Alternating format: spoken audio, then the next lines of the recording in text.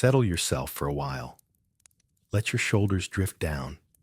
Let your jaw unclench and leave the bright, busy world of the present day behind. Tonight, we are going into a medieval town after dark, into streets that most people think of as empty and quiet, to walk beside the man who held one of the best paid jobs in town and one of the least desired. We are going to spend a long, slow night with a gong farmer, the man whose work began where everyone else preferred to look away. This will not be a tale of kings or knights or banners flapping bravely in the wind. It will move slowly, through narrow alleys and behind houses, through yards that smell of smoke and cabbage, to the hidden corners where human life leaves its least dignified traces.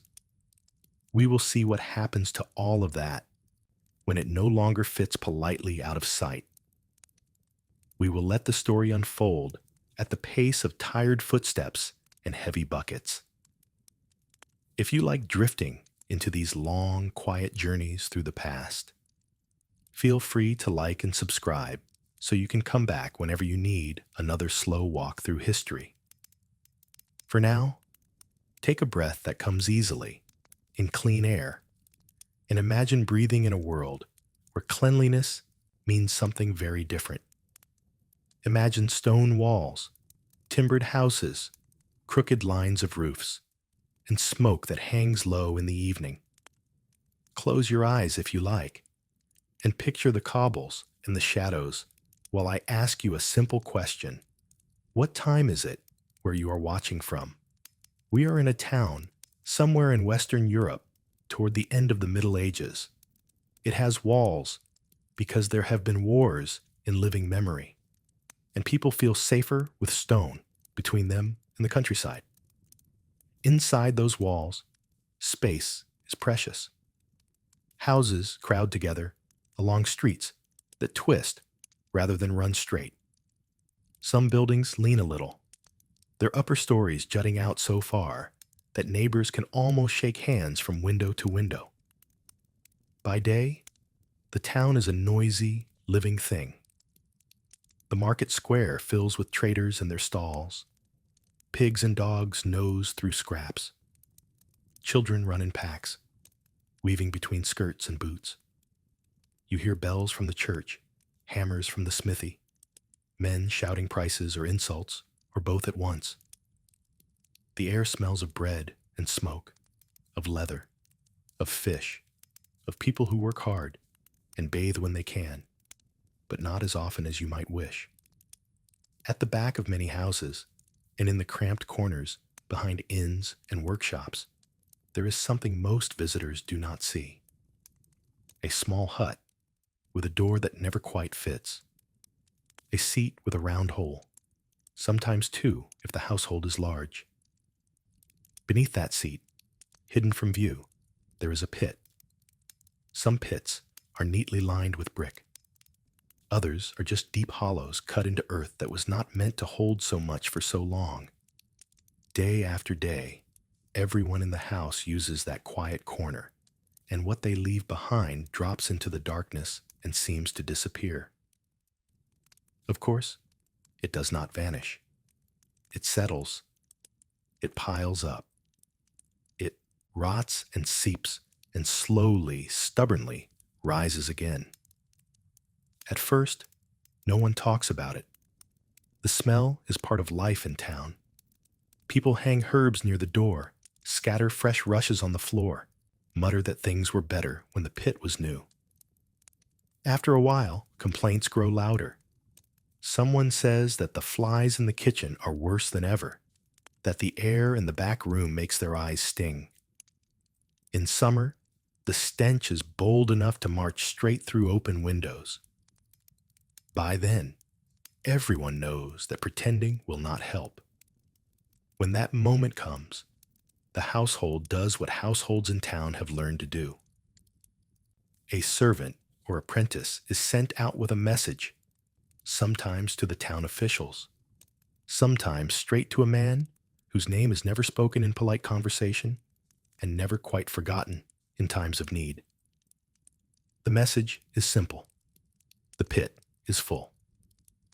Every town that stacks people this tightly inside its walls must answer the same uncomfortable question. If waste goes into pits, and those pits are dug close to wells, and no one ever empties them, how long before what lies below rises into what people drink and cook with? Town councilors may not know much about invisible creatures in water, but they know about stink and sickness, about property values, about visitors whose purses might close if streets smell too much like neglect. So they write rules and hire men. Sometimes they grant a monopoly for the work. Sometimes they simply allow anyone brave or desperate enough to take it on, as long as the pits are kept under control. The men who accept this and make a trade of entering the pits and hauling out what others cannot bear to think about are the gong farmers. In some places, they are called nightmen. In others, they earn thicker nicknames that people shout only when drunk. Whatever the word, the meaning is the same. They are the ones who climb down into the town's hidden stomach and scrape it clean. For this, they are paid better than many. A field hand who bends all day in the Lord's land may earn a few small coins, perhaps some food besides. A laborer who carries stone or wood, who sweats from sunrise to sunset, takes home wages that barely keep the household moving between market days. A skilled craftsman with a guild behind him earns more, but had to spend years as an unpaid apprentice before he could hope for steady coin. The gong farmer does something different. He works fewer hours, but in a concentrated misery. Laws often say that pits must be emptied only at night, when carts piled with filth will offend fewer noses and trouble fewer stomachs. So his day can be short and his nights long, and when he is paid, the purse can feel surprisingly heavy. A single large pit might bring in as much as a common man could earn in 5 or 6 ordinary days. A busy week of work can rival the income of respectable trades. That is the honey that makes this particular sting worth enduring for some. Our story follows one such man, but not as a hero with a special name and dramatic speeches. He is one of many who did this work in many towns. Think of him as a clear example of the life, a figure walking in front of us with a lantern in hand. His house is built near the edge of town, close to a postern gate where carts can leave after dark without rattling through the fine streets. In some towns, men in this line of work are required by law to live here, where their smell, real or imagined, will not offend too many good citizens on their way to church or market. His dwelling is simple: timber frame, walls filled with wattle and daub, a roof patched in whatever tiles and shingles he could find cheap. The yard is not pretty, but it is well used. Against one wall, a ladder leans, its rungs shiny where boots and hands have worn them smooth. Coils of rope hang from pegs, some thick, some thin, all smelling faintly of hemp and something stronger. There's a small pile of buckets near the cart. Some are sound, with iron hoops tight and staves well joined. Others are cracked or warped, kept for parts, or for nights when every container will be needed and he will curse them in the dark. He lives with family because almost no one in his station lives alone. Perhaps there is a wife, tired but practical, who long ago learned that soap and water and a little sage burning in the corner can do wonders, though not miracles. There might be children who grew up thinking everyone's father came home smelling like this some mornings, until they were old enough to notice that other men did not make neighbors step quite so far aside. We will not climb into their thoughts too often. They are there as any working family would be, sharing the burden and the benefit of his work. On the evening when we truly begin our long walk, the sun has slipped beyond the walls, and the last red light has faded from the tops of chimneys. Inside his house, a low fire burns in the hearth, giving more heat than light. The man sits on a stool, finishing a simple meal, a piece of bread that has seen better days, dipped into a bowl of thick stew made from beans, onions, and a bit of salted meat that has been boiled until it surrendered its toughness to the pot. Beside him, a cup of small beer waits, weak but safer than most water. He eats quietly. There is no rush, but no lingering either. His mind is already walking the routes of the coming night. He knows which pits are due, who sent messages in anger, and who in embarrassment, which yards are easy to reach, and which ones require coaxing a loaded cart through alleys that feel narrower every year. He has a sense, too, of how full each pit will be, just from the time that has passed since the last visit, from the size of the household, from the way the servant's voice sounded when they came to complain. When the bowl is empty, he wipes it with the last edge of bread and eats that too. Food is fuel, and he will need it. Then he stands, and the bones in his back speak too, him in small crackles and aches. He is not old, but his body carries the record of every night he has spent underground. He moves to a peg by the door, where his working garments hang. The clothes he wears for this job are not the same ones he would choose for market day or a rare festival. They are older, heavier, already stained in ways that do not entirely wash out. A woolen tunic, its color somewhere between brown and gray, the exact shade that comes from long acquaintance with dirt and lye and smoke. Beneath it, a shirt of coarse linen, patched at the shoulders and elbows. Hose that have seen better days, thick enough to take some punishment. Over all this, if the weather is cold, he may pull a second, looser garment, something that will catch the worst of what the night throws at him. His boots are important. If he has been lucky or careful, they are stout leather, good hide turned up at the ankle to keep the worst of the sludge from pouring in. The soles are thick, perhaps even shod with hobnails. They are not fine, but they are dry inside, and in his world that is worth more than decoration. He pulls them on, lacing them by feel in the half-light. Around his head, he ties a simple hood. It is not a mask, not a proper protection in the way you might expect. It serves mostly to keep drips from his hair and to give his skin one more layer between it and the world below. Some men rub a little vinegar or strong-smelling herbs under their nose before work, a small trick to blunt the sharpest edge of the stench. Our man has tried it enough times to know that it helps for a few moments and then surrenders. Before he leaves, he checks the small things that might save his life later. He tests the blade of his shovel, running his thumb along the edge to feel for cracks or nicks that might catch and snap when he puts his weight into it. He pulls each rope through his hands, feeling for weak spots, places where the fibers are thin from wear or chewed by damp. Knots are retied. The ladder is examined for splits in the rails. He does this without ceremony, yet with a kind of quiet reverence. He has heard enough stories about men who hurried through their preparations, who trusted old rope or a tired ladder, and who never walked out of a pit again. No one in his trade can afford to trust luck more than timber and hemp. Outside, the yard is dim. The sky is a deep blue that leans toward black, pricked with a few early stars. Somewhere in town, a bell begins to ring for the evening service.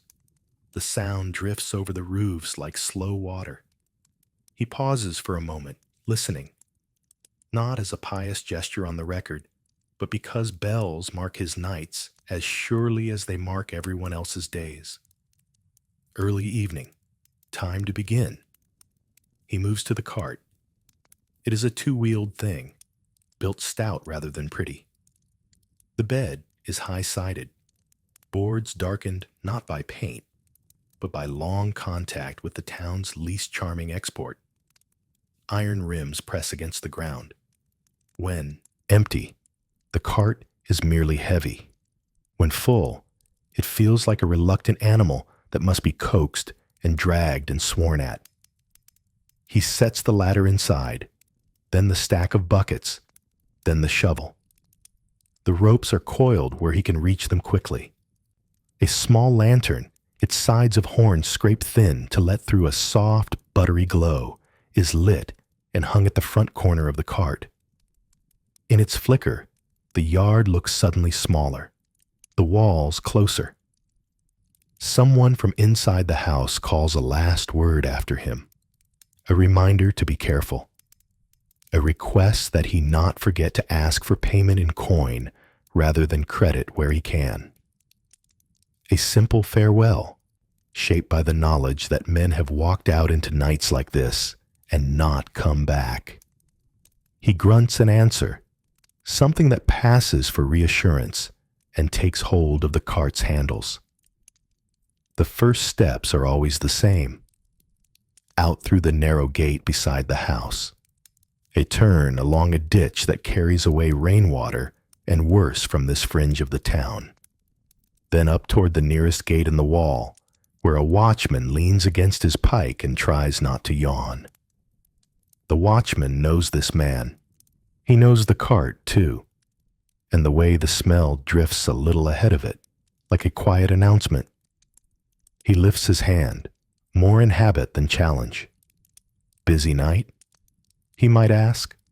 Tone dry, scarf pulled up near his nose, even though they both know that the real reek will not rise until the buckets are full.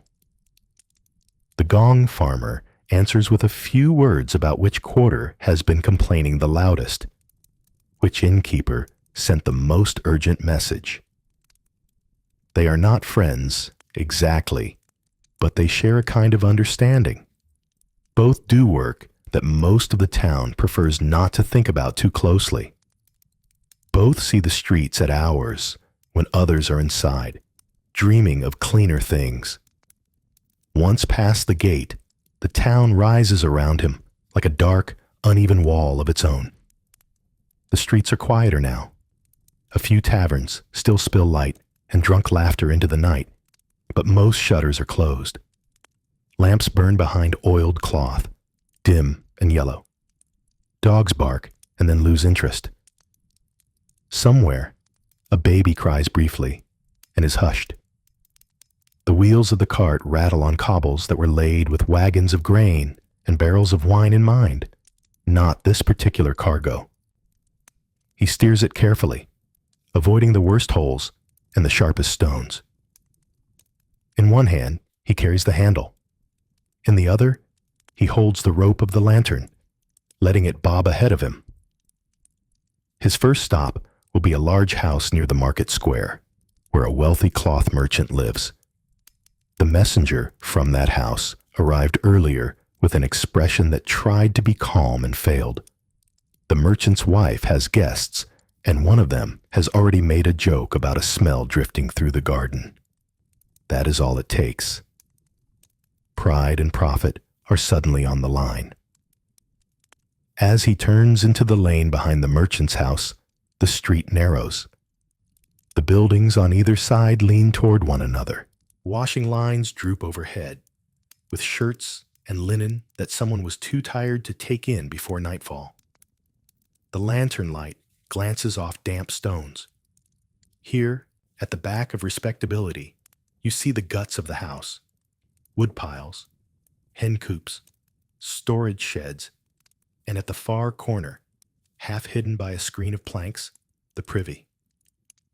A drowsy servant waits at a small gate. When he sees the cart, he lifts a latch and stands aside, doing his best to breathe shallowly. He will have to lead the way across the yard to unlock the little door that gives access to the space behind the house where the pit lies. He keeps his eyes down, partly out of habit, partly out of the vague sense that if he does not look too closely at what is about to happen, it will somehow be less real. Our man pulls the cart in, feeling the ground change under the wheels from stone to packed earth.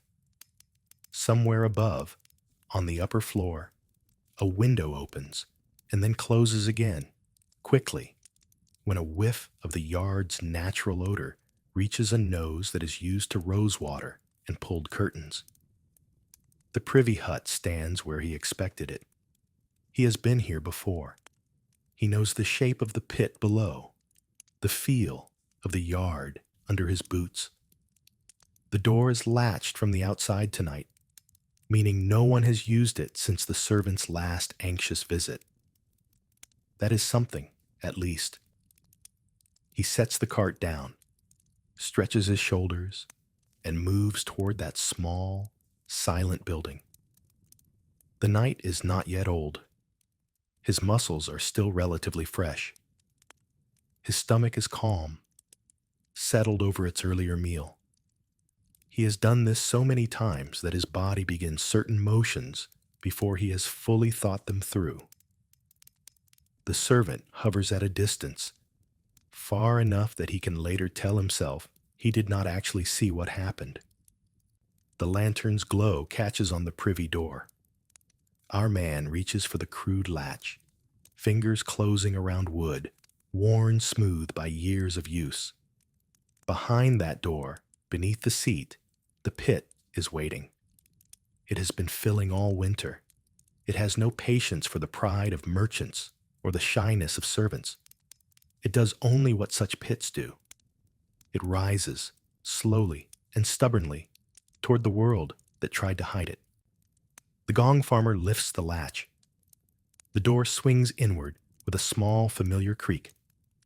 Warm, sour air breathes out around him, and the real work of the night is about to begin.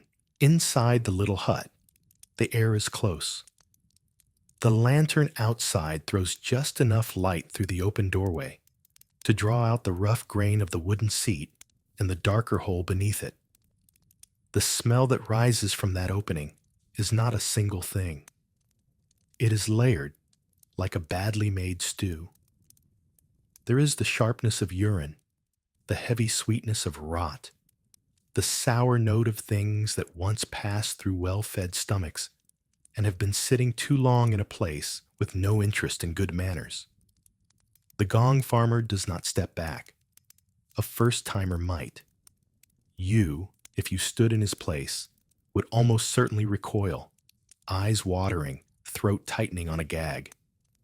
He has already done that, years ago, when someone older and more patient simply waited beside him and said, in a tone that allowed no argument, that the smell was not going anywhere. Tonight, his face tightens for a moment, but his feet remain planted. He kneels by the opening and runs his hand along the timber that frames it. Wood can rot from below as easily as from above. If the seat or the surrounding planks give way while he is standing on the ladder or leaning his weight in just the wrong spot, the result will be memorable in a way no one wants to test. His fingers find damp places, but the grain still feels firm under the tips. The supporting beams are solid enough. He nods once to himself. The servant shifts his weight awkwardly, trying not to look impatient and not quite managing. To him, this is all deeply unpleasant, but it is also an interruption in a long evening of other duties. He wants it done, and he wants it done without the mistress hearing too much about the details. The gong farmer ignores his fidgeting. Pits do not care whether servants are nervous. Pits care about gravity and time. From the cart, he brings the ladder. It is not particularly impressive to look at. The sides are rough, the rungs slightly curved from long use. Yet each part of it has been tested in nights like this. He angles it carefully through the opening, lowering it until he feels the bottom press into the soft mass below. It settles with a low, almost inaudible sound, more felt through the wood than heard. He shifts it slightly until he is satisfied that it leans against the inner wall and is not resting on anything that will suddenly give way. Next comes the rope. He ties one end around the handle of the nearest bucket, using a knot that his hands can form in the dark, in mud, with cold fingers. The other end he passes over a beam in the roof of the little hut, then out to where the servant waits. Tonight, the servant will help haul. There are nights when the gong farmer brings his own man. But here, in this particular yard, he has learned that the household is eager enough for the problem to go away that they are willing to lend a pair of arms. You feel that, he says, putting the rope into the servant's hands. You keep your grip. When I pull twice, you haul. When I pull once, you give me slack. You do not let the bucket swing and knock the ladder, unless you feel like explaining that to your master. The servant nods quickly, swallowing. For the first time, the work seems less like a distant unpleasantness and more like something he is tangled up in. He tests the rope, feels its roughness bite into his palms, and tightens his hold. The lantern is moved so that its light falls as far into the opening as possible without blinding the eyes below. The gong farmer pulls his hood a little closer around his face, tucks the end of his scarf into his collar, and draws in a steadier breath. It does not smell good, but it is the last, relatively simple breath he will take for a while. Then he turns sideways, plants one boot on the upper rung of the ladder, and begins to climb down. The descent is always the strangest moment. The world shrinks with each rung. The square of night above becomes a smaller patch of dark blue, fringed by the rough outline of the hut and the faint shape of the servant's head. The familiar noises of the yard fade. The soft rustle of hens in their coop. The distant murmur from the tavern 2 streets away. They are replaced by the thick silence of an enclosed space and the small, intimate sounds of his own movements. The air changes too. Near the top, it is still mixed with what blows in from the yard. 3 rungs down, it feels warmer against his face. 5 rungs, and the smell grows thicker, not just strong, but dense, as if it can be weighed. He stops there for a moment, one hand on the side rail, boots braced, and waits. This is not superstition. It is habit born from hearing too many cautionary tales. He watches his own body for signs that the unseen gases below are angrier than usual. If his head swam sharply, if his lungs felt as if they were drawing in soup rather than air, he would climb back up and let the pit stand open for a while so that some fresh air could find its way in. Tonight, his stomach knots, but does not revolt. His heart beats a little faster, but that is as much from the awareness of the drop beneath him as from the smell itself. He grits his teeth and continues. At the bottom, his boots meet the surface of the pit's contents with a sick, reluctant yielding. It is like stepping into a thick mud that resents the intrusion. He presses down carefully, testing how much the mass will hold. It supports his weight, though it shifts under each movement, oozing around his soles. He plants his feet as wide as the pit allows to spread the load. The lantern's glow, reaches him only as a weak, jaundiced stain on the upper wall. Below, the darkness feels almost solid. He reaches up, and the servant lowers the shovel handle first, blade down. The iron edge glints faintly. The gong farmer takes it, settles his grip, and begins to work. The first stroke of the shovel is always the worst. It bites into the upper layer, breaking the film that has formed there. A sharp new wave of smell rolls up around him as pockets of trapped gas escape. He stiffens, breathes shallowly through his mouth for a few heartbeats, then goes back to his rhythm. There is a rhythm to it, as strange as that sounds. He drives the blade in, lifts a heavy, dripping load, swings it into the waiting bucket with a practiced movement that keeps splashing to a minimum. The shovel is never clean again after the first throw, so there is no point in fussing about that. What matters is speed balanced with control. Too fast, and he will stumble or slip. Too slow, and the night will stretch into dawn and beyond. The servant feels the bucket growing heavier. The rope tightens gradually around his palms. His shoulders begin to complain. When he feels a sharp double tug from below, he sets his feet and hauls.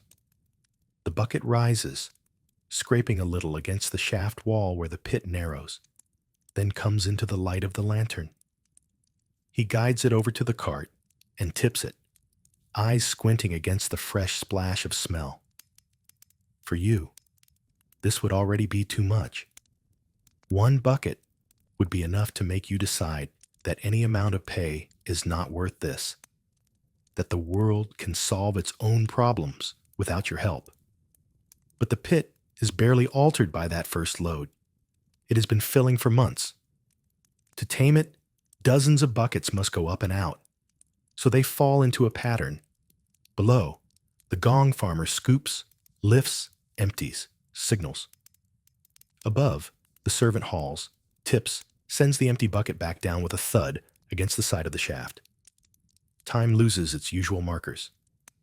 There is only the count in his head, numbers ticking upward with each load. 10 buckets. 15. 20. At 30, he feels the strain settle into his lower back like a weight of its own. The walls around him change as he digs. At first, only the upper layer of the contents moves. Then he begins to see the brick lining of the pit, slick with residue. The level drops slowly. New smells emerge from deeper layers, older and more stubborn. Every now and then, the shovel hits something solid, a bone, a splinter of wood. Once, the curved piece of a broken jug that someone dropped in months before, perhaps cursing the bad luck between clenched teeth. These odd fragments tell little stories.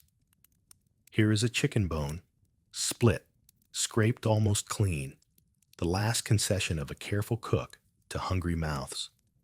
Here is a scrap of fabric, twisted into a knot, perhaps used as a rag and then tossed. The pit holds these tiny secrets without judgment. The gong farmer has seen so many such bits that they barely register. It is all just material to be moved. Above, the cart slowly fills. The servant stops noticing each separate load. His world has become the rope and the dull ache creeping into his arms. He breathes through his mouth when he remembers, through his nose when he forgets, regretting it immediately. He tries to keep his thoughts anywhere but here. The shimmer of the lantern flame, the pattern of knots in the privy wall, the possibility of a thicker slice of bread from the kitchen when this is finally over. Halfway through the job, the gong farmer pauses. He leans on the shovel, chest heaving a little, head tipped back to look up toward the circle of light that marks the opening. His eyes are used to the dark now, but that distant square still looks unnaturally bright. He listens to his body again. The air is foul, but not choking. His muscles burn, but they still obey. He gives himself a handful of heartbeats to steady his breathing, then goes back to work. By the time he decides that the pit is as empty as it reasonably needs to be, the layer left at the bottom is thin. The brick gleams, slick but visible. He could scrape it cleaner, but there is little point. The household above will be satisfied, and more effort would bring more danger for little extra gain. He calls for the bucket one last time, filling it only halfway, and then gives the rope the signal that means he is coming up. Climbing out is a slow process. The rungs are slicker now, his boots coated. His hands find each bar by memory and by feel. He moves carefully, one rung at a time, muscles trembling a little with every lift. When he reaches the point where his head breaks into the cooler air of the yard, the difference feels almost like pain. The night smells of damp earth and kitchen smoke and humanity. For a moment, those are almost pleasant. He steps out of the hut and away from the opening, letting the servant slide the cover back into place. That small act cuts off the worst of the smell, though enough lingers to remind everyone in the yard of what lies below. The gong farmer wipes his hands on a rag, already stained with many such nights. His face is sheened with sweat, his eyes slightly reddened. He looks tired, but steady. The servant glances at the pit door, then at the cart, now carrying a load that sloshes sluggishly when the handle is nudged. He makes a face he is too polite to direct at the gong farmer. Instead, he directs it at the situation itself, at the unfairness of a world where such things must be dealt with at all. "I will tell the steward it is done," he says, shifting back toward the house. His voice carries a mixture of relief and lingering disgust. "You will also tell him to pay what he promised," the gong farmer answers in a level tone. "I will call for it tomorrow at noon. If he forgets, he will remember quickly enough next time he thinks about this pit." There is no threat in his voice beyond the simple truth. The house needs him. That knowledge is his only real power, and he uses it sparingly but firmly. When the servant disappears into the house, shutting the door behind him with a care that suggests he is trying to keep the smell from following, the gong farmer turns back to his cart. The lantern flickers. The yard is quiet again. Somewhere in the house above, someone turns over on a mattress stuffed with feathers and dreams of cloth prices and far-off ports, unaware that the problem beneath their garden has been solved. Now comes the part of the job that stretches the night. It is not enough to take the waste out of the pit. It must leave the town entirely, or at least go to its appointed exile. Leaving it in the yard or in a convenient ditch would earn him more than a few angry words from the town officials. He takes hold of the cart handles, braces himself, and starts toward the gate. The weight is different now. At the start of the evening, the empty cart rolled almost willingly. Now, each step is a negotiation. The load shifts with the movement, pushing back against his efforts. On uneven cobbles, the wheels catch in dips and jolt over rises with a thick, slopping sound from within. The route to the dumping ground is one he could walk in his sleep. Through the back lane, where scraps from kitchens have drawn rats to dart along the walls. Past the rear of a tavern, where the last drinkers are being ushered out by a weary innkeeper. The smell from that yard mingles briefly with his own. For a moment, the town is wrapped all together in a single, complicated scent that would make any modern visitor wish for a strong gust of wind. At the town gate, the watchman has shifted his stance, stamping his feet a little against the chill. He catches the familiar silhouette coming closer and pulls a scarf over his nose more from habit than hope. They exchange a short nod. The gate is open just enough to let the cart through. Outside the walls, the air feels different. It has more space in it. The fields lie as darker shapes against a slightly lighter sky. The road has fewer ruts than the streets inside, but more puddles in wet seasons, more frost in winter. On either side, ditches carry away runoff from the town. Somewhere out there, beyond the reach of most lamps and eyes, lies the place where the town sends what it does not want to reconcile with. The dumping ground is not impressive. It is a hollow in the land, perhaps where clay was once dug for bricks, or where a natural depression offered itself to the town's purposes. Over time, carts like this one have come and gone, leaving behind layers of waste, straw, and soil. At night, in the lantern circle, the heaps look like low, lumpy hills. In summer, they hum with insects. In winter, they steam faintly in the cold. He backs the cart to the edge of a half-grown heap, sets the brake, and begins to unload. Here, the shovel is used again, but more carelessly. There is no need to protect brickwork or worry about splashing household walls. He scoops and tips, letting the heavy, dark mass slide out with a wet hiss. Gradually, the cart grows lighter. The smell, though strong, feels less oppressive in the open air. For a moment, as he straightens up and wipes his forehead with the back of his hand, he is alone with the sky. The town lies behind him as a dark bulk. Ahead, the fields stretch toward a horizon he cannot see. The stars above are old, indifferent witnesses. No one will ever sing songs about what he is doing here. Yet the town would be in deep trouble if he and men like him did not keep making this walk. When the cart is empty, he checks that nothing has jammed in the corners, that the boards are still seated well in their frame.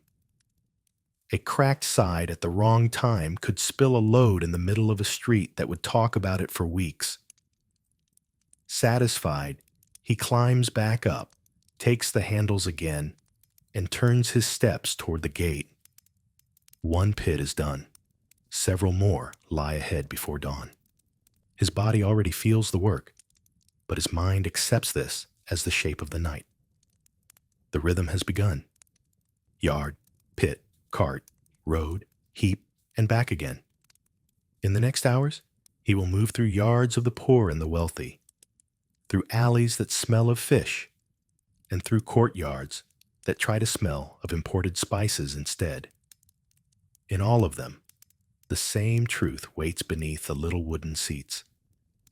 You, watching from the comfort of clean sheets and modern plumbing, might feel tired on his behalf already. He is only just getting started.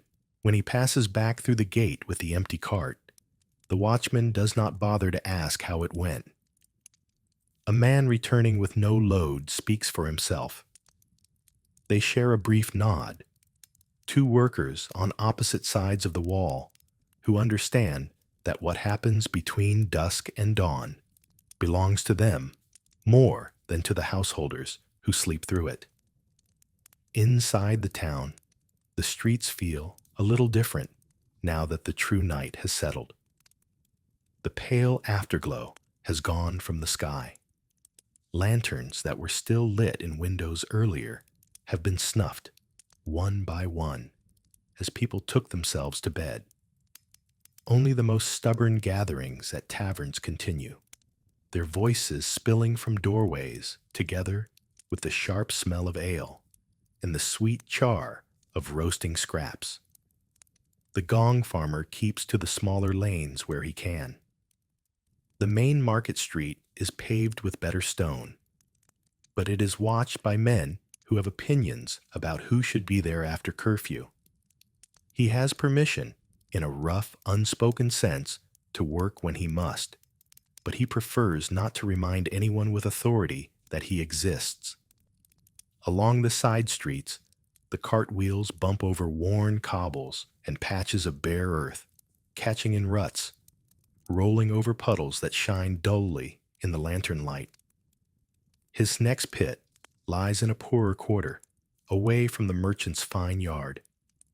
Here, the houses are closer to one another. Some are built around cramped courtyards that never quite see the sun. Doors open directly onto the street, their thresholds worn low by feet that have stepped out to work, to argue, to carry water 1,000 times. Laundry hangs from lines strung high between windows, swaying slightly in the night breeze like pale flags of surrender. In such a place, a privy may serve more than one family. There is not enough space or money for everyone to have their own. The council has decreed that this shared pit is to be emptied tonight.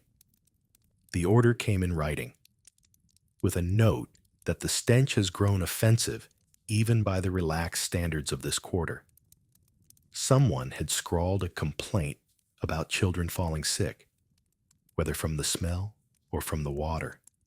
No one quite wants to decide. He turns the cart into a narrow alley that seems at first too tight to accept it. The walls crowd close. He feels his shoulders brush rough plaster. The lantern bumps once, its light dancing, then steadies. At the end of this choke point, the space opens abruptly into a little yard shared by 3 houses. It is barely more than a widening in the stone, just enough room for a well, 2 chickens picking at invisible grain, and the lean, half-collapsing structure that serves as privy and refuse corner in one. Unlike the merchant's servant, the people here do not pretend that the privy is someone else's concern. 2 women in worn gowns stand near their doorways, arms crossed against the chill. A man leans on a broom handle, watching with tired curiosity. They are used to bad smells. They live with them. But even for them, there is a point at which the air feels thick in the throat, and the flies in the room become too many to ignore. "You took your time," one of the women says, not unkindly, as he maneuvers the cart into the small space beside the privy. "I came as quick as the streets would let me," he answers, not taking offense. "And after the steward near the market was done arguing about his mistress's nose." This buys him a thin smile from the man with the broom. Everyone has their own way of resenting the rich. The simple idea that someone else's slightly offended guest could command quicker attention than the choking air of this yard is bitterly amusing, because it is also true.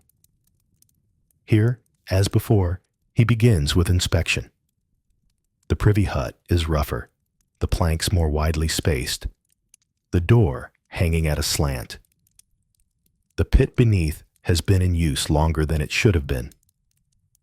The wood around the opening shows signs of damp, not just from above, but from the slow, insistent creep of the contents below, pushing against their limits.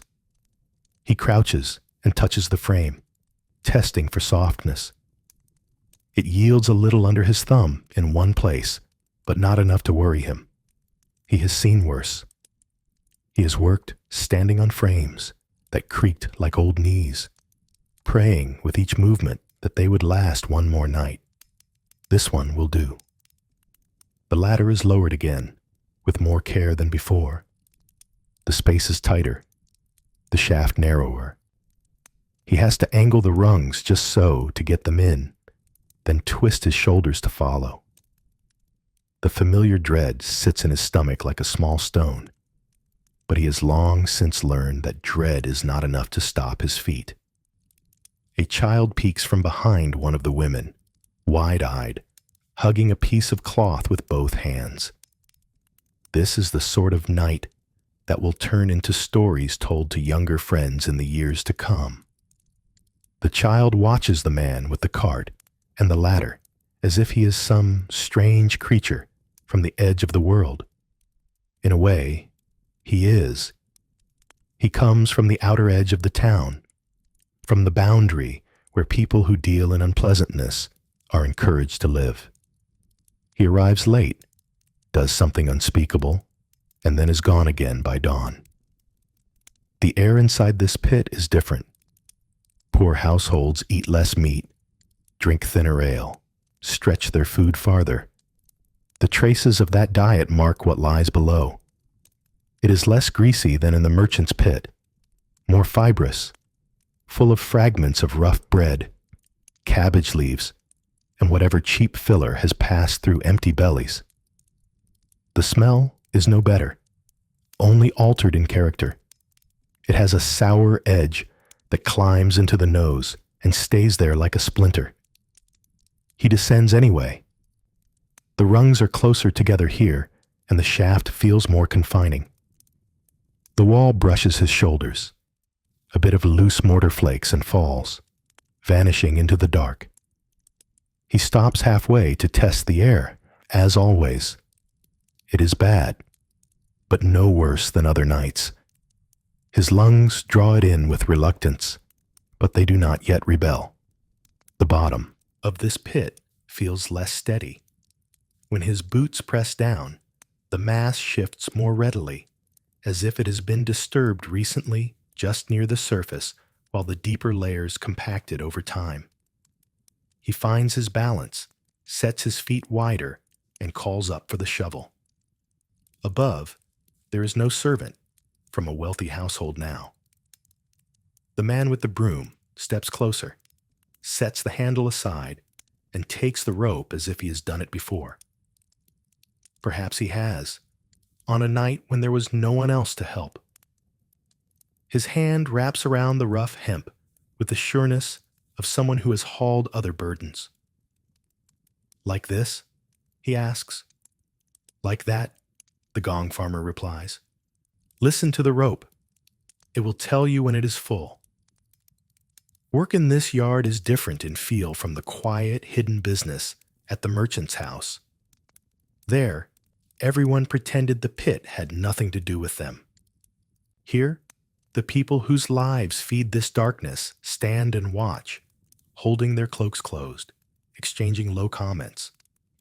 The child at the doorway flinches at the first stronger gust of smell, then stubbornly keeps watching, perhaps determined not to seem soft in front of grown-ups. Below, the rhythm begins again. Scoop, lift, pour, tug. Above, haul, tip, lower. They count without counting. The sound of the bucket scraping along the shaft becomes another sort of clock. Every now and then, the man on the rope shifts his grip, flexing fingers that are beginning to ache.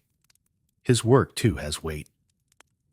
The women avert their faces when the bucket spills into the cart, not from squeamishness, but from the simple human instinct to avoid what the nose insists is a bad idea.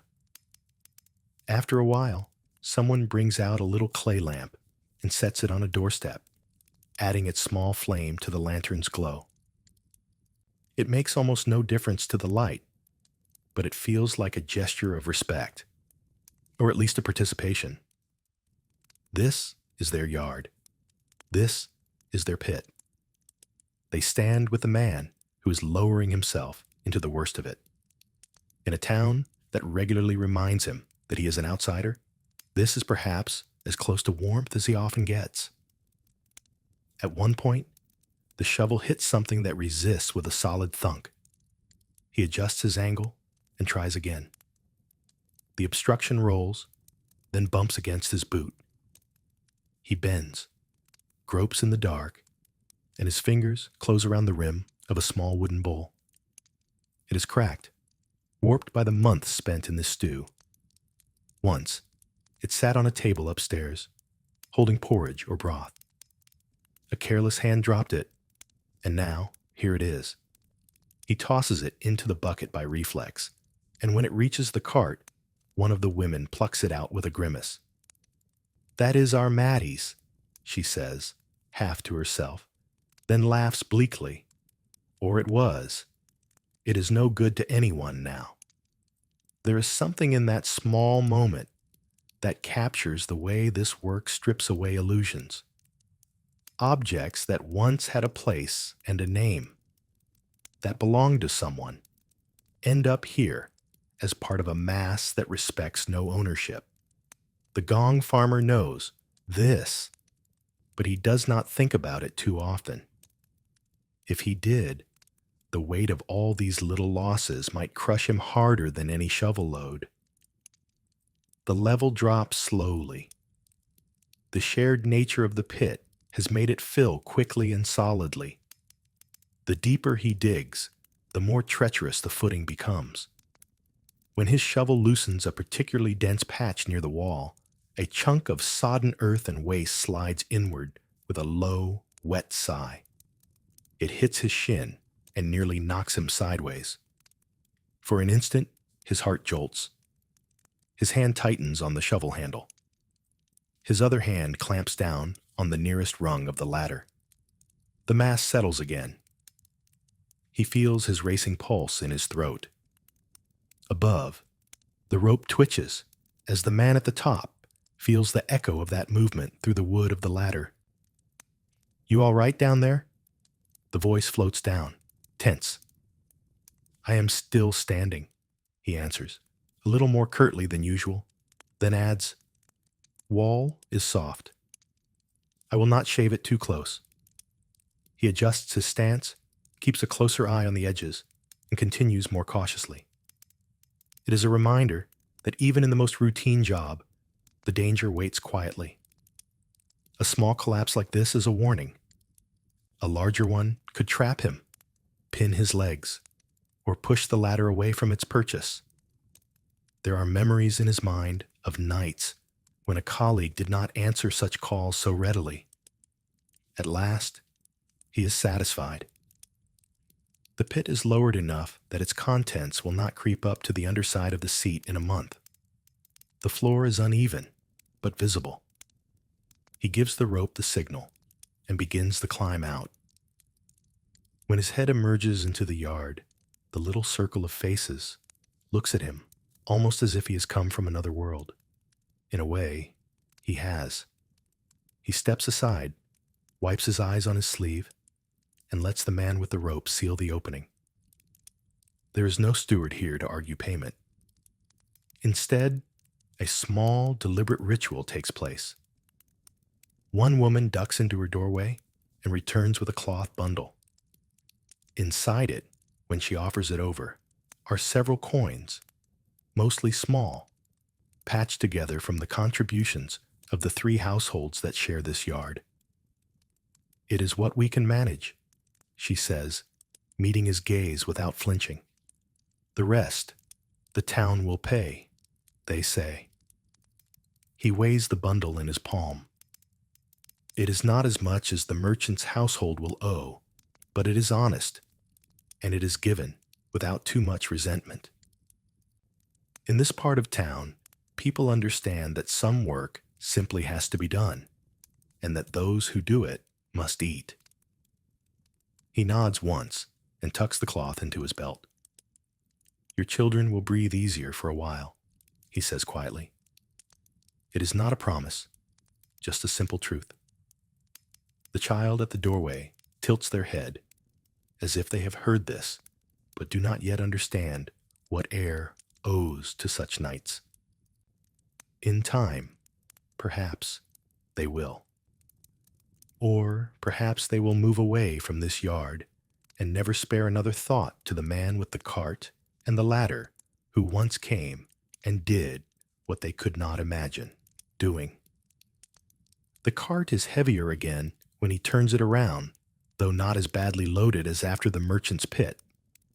He threads it back through the narrow alley, lantern swinging. The yard behind him goes on with its night. Someone chases the chickens back into their shelter. A pot is moved off a low flame. A door closes with a dull thud. Back at the main lane, he pauses for a moment and flexes his hands. The rope has left faint grooves in his skin where he held it during the climb. The shovel has imprinted its own memory into his palms. He can feel the sweat cooling under his clothes, turning clammy against his back. This is the point in the night where a modern visitor, if somehow dropped into his boots, would likely sit down on the nearest step and refuse to go another pace. The body is tired. The nose is exhausted. The mind begins to mutter that surely this is enough. For him, it is only the middle distance. There is at least one more pit to do before dawn. Perhaps two, if the work goes faster than expected. He thinks in terms of coin as well as effort. Each job completed tonight will mean more certainty when the next rent day comes, when the price of grain ticks a little higher, when children outgrow their shoes faster than he can mend them. So he sets his shoulder to the cart once more and steers toward the next mark on his mental map. Along the way, the town shows him its other face. Behind shuttered windows, he catches glimpses of people at rest. A couple at a table finishing the last of a jug. An old woman with her hands clasped, lips moving in silent prayer. A sick man propped under rough blankets, waking briefly to cough. All of them are linked by the same simple bodily needs that feed the pits beneath their floors. Most will never see where that need leads, when it can no longer be ignored. The third pit of the night waits behind an inn near the western gate, where travelers stay when they do not wish to pay for the finer lodgings near the square. This yard is noisier. A host of sounds spills out, the clatter of mugs being stacked, a laugh that has gone a little too high, someone singing a fragment of a song that was old when their grandfather was young. The inn has done well this season. That means its privy has done well too, if you could call it that. Here, the keeper meets him at the gate in person. He is a thick-set man with a stained apron and a look of annoyance that is almost friendly. "If you do not take that pit down a good ways," he says by way of greeting, "I will be losing customers when the warm weather comes." The last lot from the south said the smell at dawn nearly turned their stomach. "Then you should be glad I have 2 arms and a shovel," the gong farmer replies, "and that you have coin to match your complaints." They grin at one another, rough men with different but equally essential trades. The negotiation here will be more direct. The innkeeper understands exactly how much bad smells can cost him and is willing to pay to keep them at bay. The gong farmer understands the value of such understanding and will work accordingly. The yard is larger, but more cluttered. Barrels are stacked in corners. A pig sleeps against a wall, snoring softly. The privy hut sits at the far edge, overlooking a drainage ditch. Its door is closed, and even before it opens, the air near it has a thicker note. He repeats the same sequence again. Inspect, test, lower the ladder, tie the rope, instruct whoever has been pressed into hauling duty tonight. The motions are so familiar that his body falls into them while his mind floats just above, noting small differences. This pit is deeper. That wall is smoother. The inn's kitchen waste has found its way here too, making the mass richer and harder to move. As he climbs down once more, as the world narrows to the circle above and the weight of the shovel in his hand, the night around him continues without noticing. Somewhere, not far away, a boy sneaks a drink he is too young for. A dog noses at a pile of peelings. A drunk stumbles home, cursing the stones. The town pretends to sleep. but it is as restless and busy as a living creature, even at this hour. He reaches the bottom, plants his boots again, and begins to dig for the third time. Each stroke of the shovel feels heavier than the last, yet the motion stays steady. This is how his night passes, not in great events, but in repeated descents into the same kind of darkness. Each pit with its own small character, each yard with its own watching eyes. From your vantage point, somewhere with a bathroom you can flush and forget. The thought of doing this, not once as a dare or a punishment, but repeatedly, night after night, is probably hard to grasp. It is one thing to imagine the physical effort, another to understand the slow grinding of the spirit that comes from knowing tomorrow night will look very much like this one, and the night after that, and the one after that, as long as your body can keep walking beside the cart. Down in the inn's pit, the air feels thicker than in the others. The guests upstairs have been eating better food than the women in the cramped yard, drinking more ale than the merchant's servants. All of that has been coming here for months. Grease rides the surface of the mass in sluggish swirls. Somewhere above, someone laughs too loudly at a joke, unaware that the punchline of every feast ends down here. The gong farmer finds his footing, bracing himself more carefully this time. The walls are smoother, lined with proper brick from an older rebuilding, and the shaft feels a little more regular under his hands. That is something. He lifts his shovel, sets his jaw, and begins again. Each stroke is heavier now, not just because of the material, but because his muscles are tiring. The work in the merchant's yard and the shared pit has already eaten into his strength. The shovel bites in, lifts, swings, and empties. His shoulders burn. His lower back sends small pulses of complaint up his spine. Sweat crawls down his ribs under his layers, stinging where skin is rubbed raw. Above, the innkeeper himself has taken the rope. He is not a man who usually hauls anything heavier than a half barrel in front of guests, but he understands that this is his profit on the line. His hands are thick, more suited to lifting casks than writing accounts, and they wrap around the hemp with competent force. He pulls in time with the double tugs, breathing through his mouth, muttering a curse now and then when the bucket swings too close to his apron. "Never get used to this," he grunts at one point to the stable boy hovering uselessly nearby. "Nor I," comes the voice from below, edged with a dry humor that has seen worse nights. "Yet here we both are." The bucket rises and falls. The cart fills again. The smells of spilled ale, straw, and barn, mingling with the sharper scent from the pit, make the yard feel like the distilled essence of everything that has happened here all winter. It is as if the town itself has poured its secrets into this one small square of ground.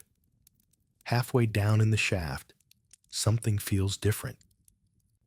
The gong farmer notices it first in his chest. His breaths, already shallow from the effort and the instinct to avoid dragging too much of the air deep inside, start to feel heavier. Not simply because of tiredness. There is a tight band sensation across his ribs, as if an invisible belt has been cinched one notch too far. He stops. The shovel hangs in his hand for a moment. The sound of the bucket scraping up the wall fades. He presses his free hand against the side of the shaft, grounding himself, and closes his eyes. The air around him feels unmoving, heavy, like water in a still pond. Above, the innkeeper feels the sudden change in the rope's signals. There is no pull, no jolt, only the slight sway of the bucket as it hangs without new weight. "You there?" he calls down. louder than he intended. The stable boy flinches. A moment, the voice comes up, rough but steady. The air is thick. Open the door wider. Give it time. He leans his forehead against the cool brick for a few heartbeats. His lungs work carefully, testing the space. He has heard enough stories about men who ignored this feeling. He remembers one vividly. A man he once worked with, who laughed at such caution and boasted that he could clear 3 pits in a night without a pause. That man went down one evening and did not come back up by his own strength. They had to haul him out limp and blue around the lips. He did not wake again. So the gong farmer stands still, gripping the shovel like an anchor, and waits. Above, the innkeeper props the privy door fully open, letting what little movement there is in the yard's air reach deeper. Cold creeps slowly down the shaft. It is not much, but it helps. After a short while, the band across his chest loosens by a notch. His thoughts feel less foggy. "All right," he calls. "We go on, but we will not linger." If you were in his place, the first hint of that tightness would have been enough to send you scrambling up the ladder, swearing never to go below ground again. For him, it is another hazard to be managed. He will not pretend it is nothing. He will not, however, let it stop the work. The pit has to come down, and the night is not long enough to waste. He adjusts his position slightly, choosing a spot where the air feels marginally less stagnant, and changes his rhythm. Shorter bursts, more frequent pauses with his head lifted toward the shaft. It is slower, but safer. The innkeeper accepts this without complaint. He has seen enough winters to know that dead gong farmers clear no pits at all. At last, the level drops to a point that satisfies both men. The stink remains, but dulled. When he climbs out, the gong farmer feels every rung as if it is a separate hill to be climbed. His arms tremble a little as he hauls himself over the edge and straightens. For a moment, the yard spins very slightly. He puts a hand out to the privy wall and lets the cool night air wash over his face. The innkeeper watches him closely, though he hides his concern behind a gruff expression. "You want a drink?" he asks. "Something to rinse your throat. Not ale. Water from the back barrel. It is the best I have." The gong farmer hesitates. Water from an inn barrel is not always a gift to be accepted lightly, but his throat burns, and there is some trust between them born from nights like this one. He nods. The innkeeper sends the boy to fetch a small cup. The water tastes faintly of wood and iron, but it is cold. It helps.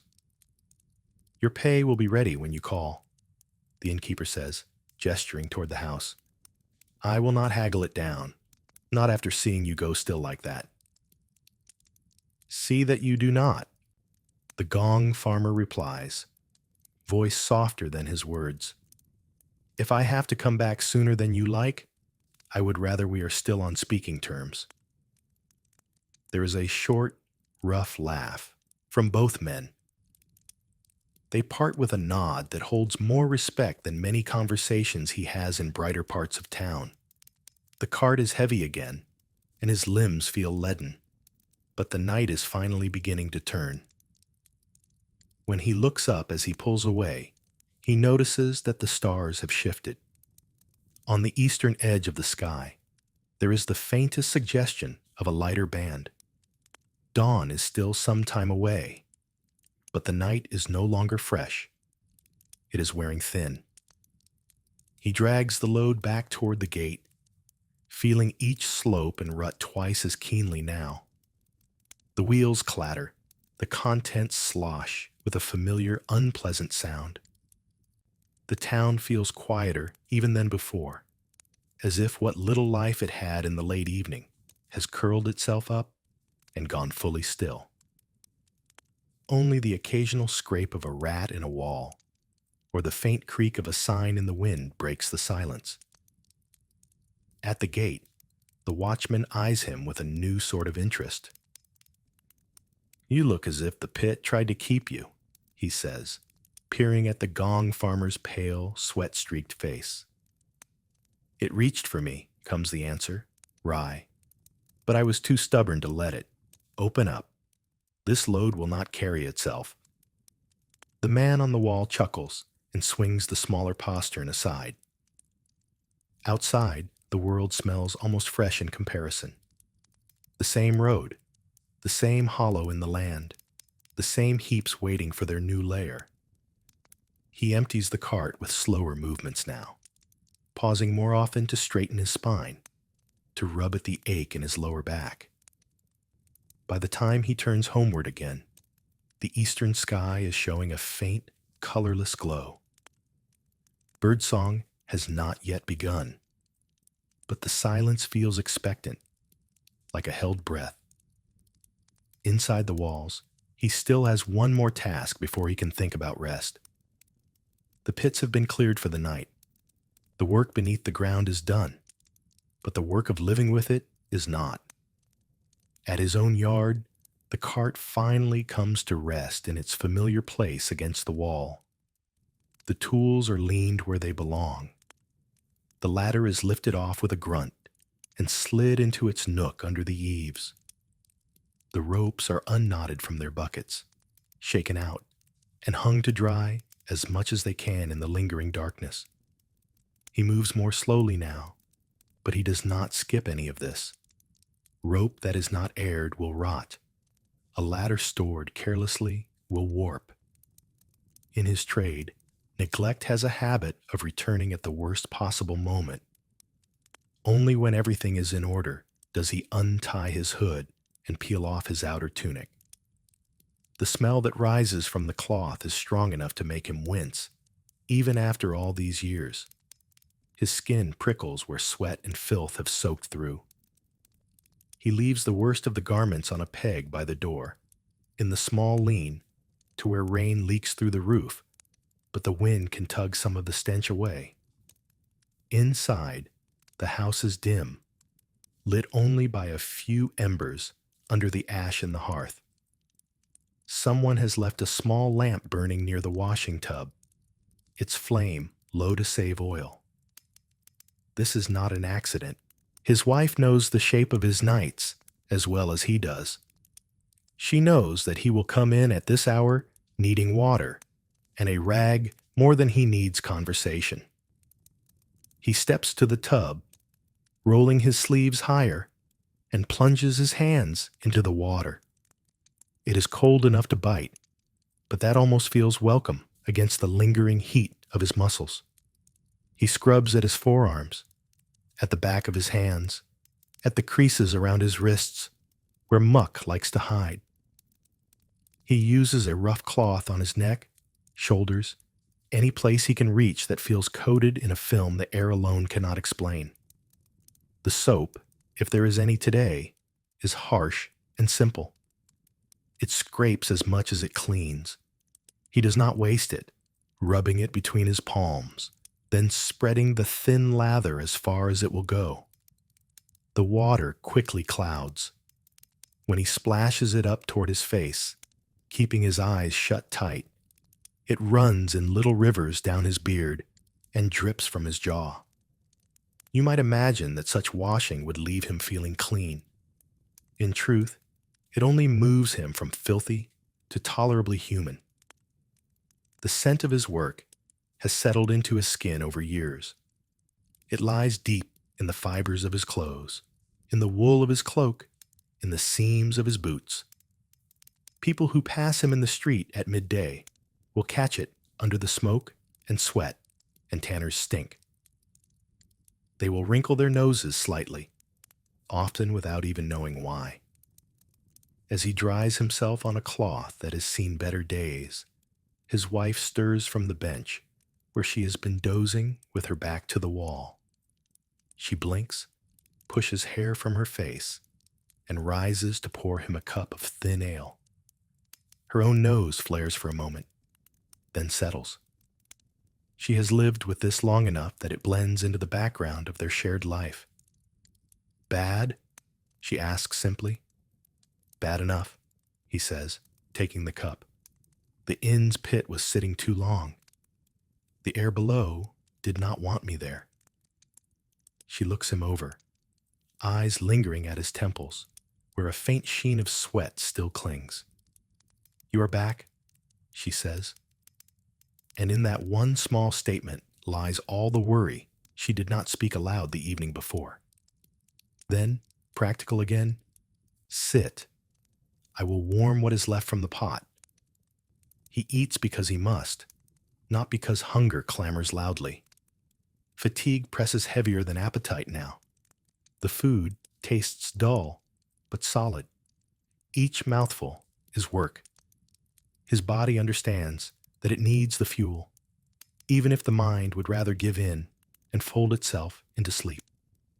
When he finally stretches out on the low pallet that serves as his bed, the sky outside the small window is turning a clear, pale gray. Dawn is close. Somewhere in town, the first baker is already stoking his oven, shaping dough that will feed people who slept peacefully through the hours this man spent knee-deep in their unmentionables. He closes his eyes, and sleep takes him with the suddenness of someone who has pushed beyond the usual threshold. No tossing or turning. No worry about tomorrow. His last conscious thought is not a grand reflection on the state of the world. It is something as simple as counting the pits left on his list, a mental tick against each, and the quiet satisfaction that for one more night, the town's worst corners have been tamed. Outside, the town begins to wake. Servants unbar doors. Water is drawn from wells. Children are shaken gently out of bed. The yards he visited, both fine and poor, smell a little less offensive this morning. People notice, wrinkle their noses slightly less, perhaps even remark that the air is not as bad as it was last week. Very few of them will spare a thought for how that change arrived. As the day builds, he sleeps on. His schedule runs against the grain of the town. Where others see midday as the height of their activity, for him it is the deepest part of his rest. He misses the gossip in the marketplace, the flow of customers into shops, the small dramas that play out in front of doors and taverns. He wakes when shadows have begun to lengthen again, rubbing at stiff joints, feeling the imprint of the night before in every movement. When he steps out into the yard later, clean by his own rough standards, the world looks almost new. The carts in the street carry cloth and grain rather than what his carts carry. Children chase one another around corners. A neighbor nods to him, then glances away more quickly than he would to another man. There's a tiny pause before greetings are returned, the smallest of hesitations, as if the air around him might suddenly remind them of where he spends his nights. This, perhaps, is one of the sharper edges of his life that you would feel keenly if you tried to take his place. It is not only the smell, the weight, the air in the pits. It is the awareness that to most people who know what you do, you are the sort of person they need but do not want to stand too close to. Not an outcast, not exactly, but always a pace apart. He accepts it because he must, because the coin in his hand and the food on his table are real in a way that other people's opinions are not. Still, when he walks through the street and hears a mother hiss to a child to get away from the edge of the ditch before the nightmen come, he feels a small, tired smile tug at his mouth. He is part cautionary tale, part invisible servant, the highest paid man that almost no one wishes to invite to supper. The day drifts toward evening again as all days do. The bells toll the hours. At some point near noon, he goes to knock on the merchant's back door, then on the inside entrance to collect what is owed. There are brief negotiations, some grumbling, a few coins counted out with fingers that try to avoid touching his palm. At the poorer yard, he does not ask for more than the bundle already given. There is no point in trying to get blood from a stone. By late afternoon, his purse holds the result of the night's labor. It is more than many men in his street will see in the same span. His wife, counting it at the table later, will be able to set aside enough for rent, for bread, perhaps even for a slab of meat on the next holy day. The children, if they are old enough to understand, will see the money and feel a certain pride mixed with the sharper understanding of what their father endures for it. And as the light fades once more, as the sky turns the same deep blue that heralded the start of the previous night, he will turn his thoughts again to the cart, the ropes, and the list of pits that wait. Because the work does not end. The town keeps eating, drinking, living, and so the pits keep filling. His coin is the measure of that endless cycle. For you, one night like this would be a story to tell for years. A wild, awful memory that proves something about your courage or your foolishness. For him, it is just what happened yesterday and what will probably happen again tonight. As summers and winters turn, the nights begin to blur together in the Gong farmer's memory. Certain details stay sharp, like chips of glass in a muddy path, but most of it becomes a long line of similar descents, similar carts, similar negotiations by lamplight. What changes, more than the pits themselves, is his body, and the way the town sits around him, like a living thing he knows from the inside out. In high summer, the work feels like moving through a heated breath. The days are long and bright, but he sees mostly the tail ends of them, waking in the late afternoon when the sun has baked the stones all day. The air over the street ripples faintly. Dust hangs in it. The smells of the town, never gentle, rise and swell until even people who usually ignore such things start to mutter about foulness. Wells taste a little stranger. Flies gather in thick, humming clouds over every damp corner. Those same flies will be waiting at the pits. When he lifts a cover in July, the burst of air that escapes is almost alive. Insects swarm up in a cloud, mad to escape the place where they have been breeding. They find his face, his hands, the rim of the bucket. He squints and bats at them, but he cannot spend his strength chasing their small bodies away. They creep into his hood, tickle his scalp, land at the corners of his eyes where skin is thin and tender. He breathes them in by accident once in a while. There is nothing dignified about that moment, nothing noble. It is just one more indignity swallowed with the rest. The pits themselves move differently in the heat. Everything softens, grows more liquid. The shovel slides more easily at first, then sinks too deep, bringing up loads that drip from the blade before he can swing them fully into the bucket. He adjusts, works with a lighter hand, knowing that the strength of his arms is used up faster in this weather. Down below, the air feels as if it has been used too many times by too many lungs, and then forgotten here. Each breath he draws seems to hold less promise than the one before. In winter, the world tightens.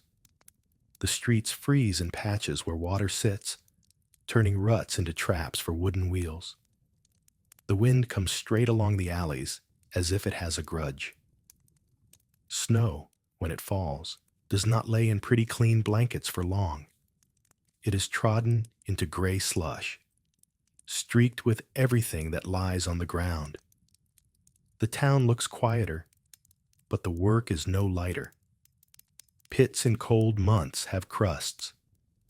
The upper layer can be half solid, where the frost has touched it, reluctant to give way.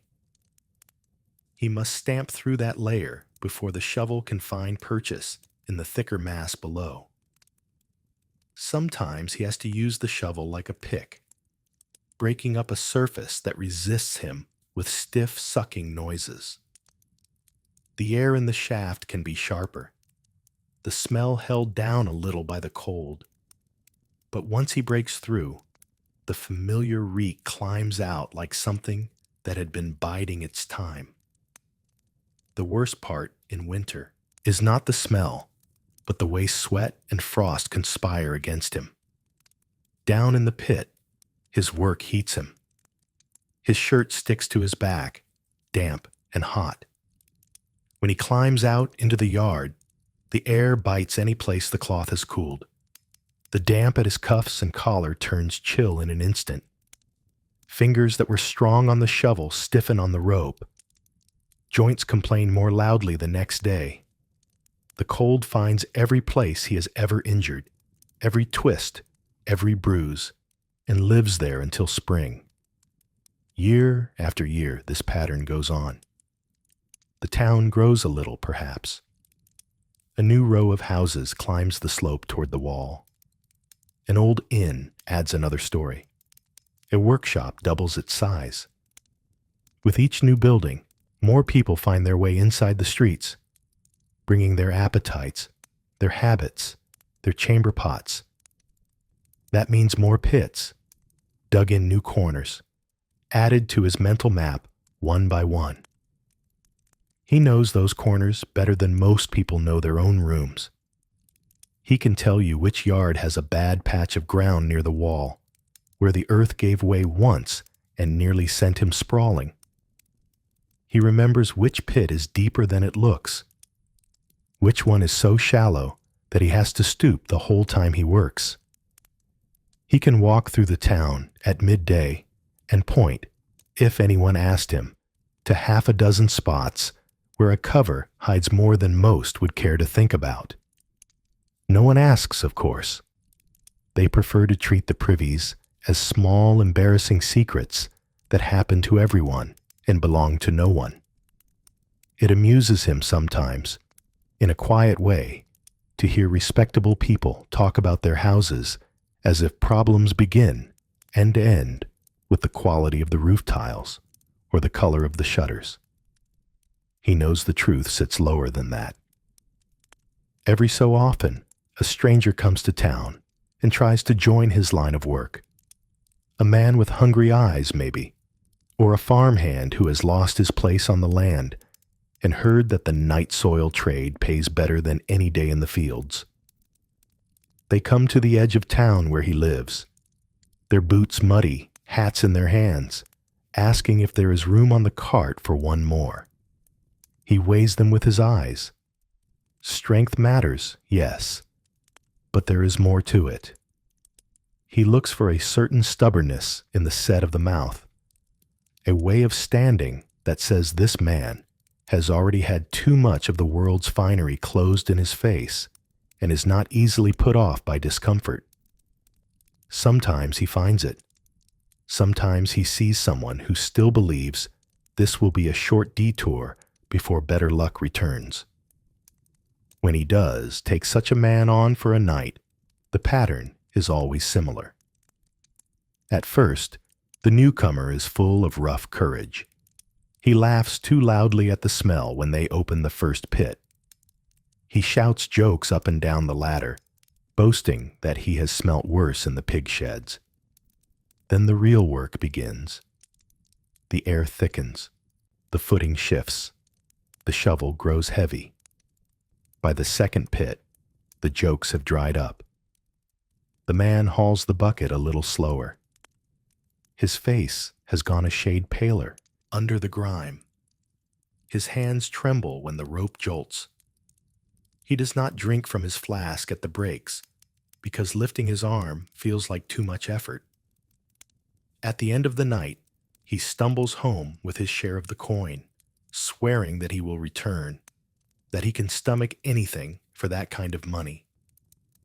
A week later, he is back in the fields, or hanging around the docks with the other casual laborers, or simply gone. The town chews him up and spits him onto a different path. The stories he tells in taverns carry a note of bravado that rings a little hollow to ears that have kept at the work. For him, it was a single awful tale. For the gong farmer, it was just another night. If you, with your clean hands and unmarked lungs, decided to step into this job, you would likely follow the same pattern. At first, you might feel a certain grim determination, the promise of good pay, the novelty, the desire to prove something to yourself would tug you through the first preparations.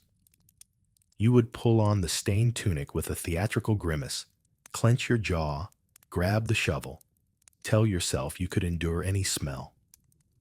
The shock would come when you realized that it is not the first whiff that tests your courage, but the 50th.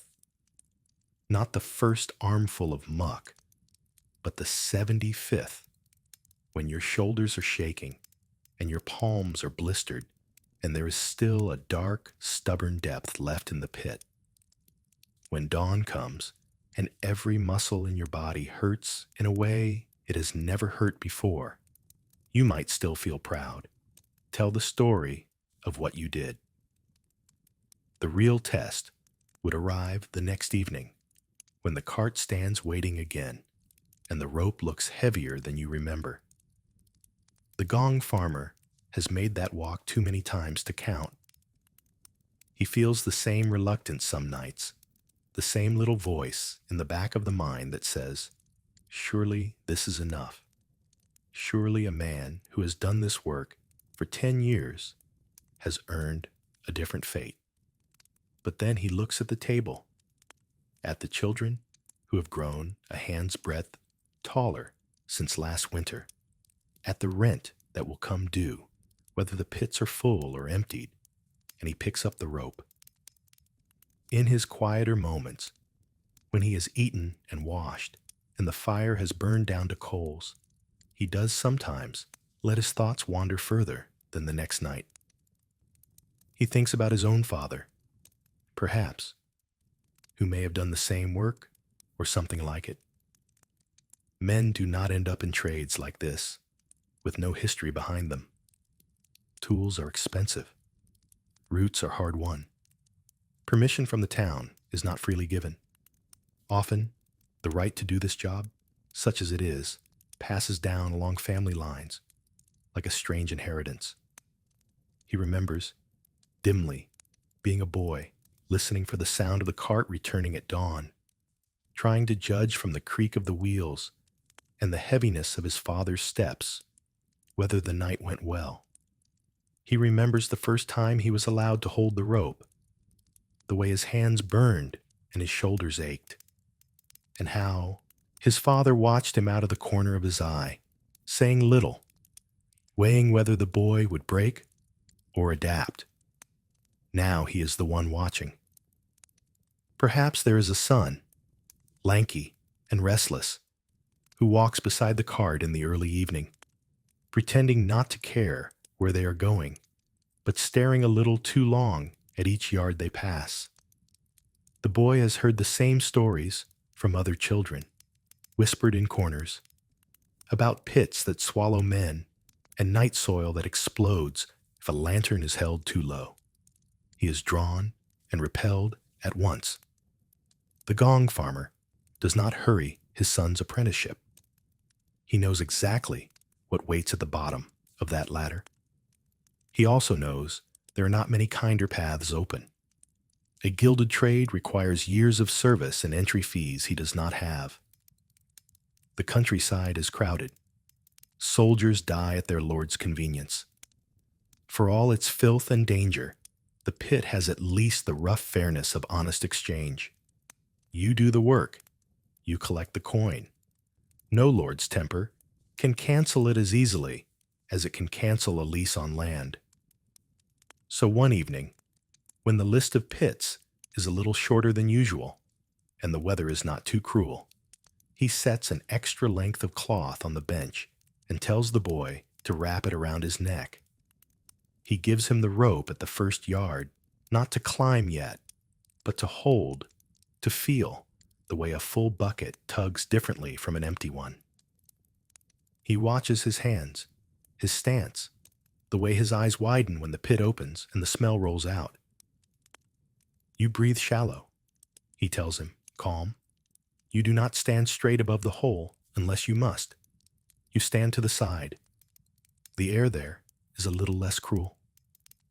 The boy nods quickly, swallowing hard, and does as he is told.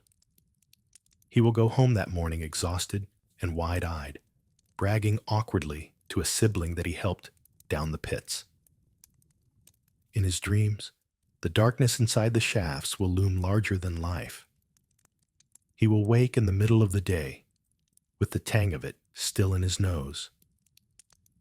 Whether he chooses to keep walking beside the cart in the years ahead will be his choice, and not entirely his own, bound up as it is with the lean arithmetic of survival. For the father, seeing the lad's first night is a strange experience.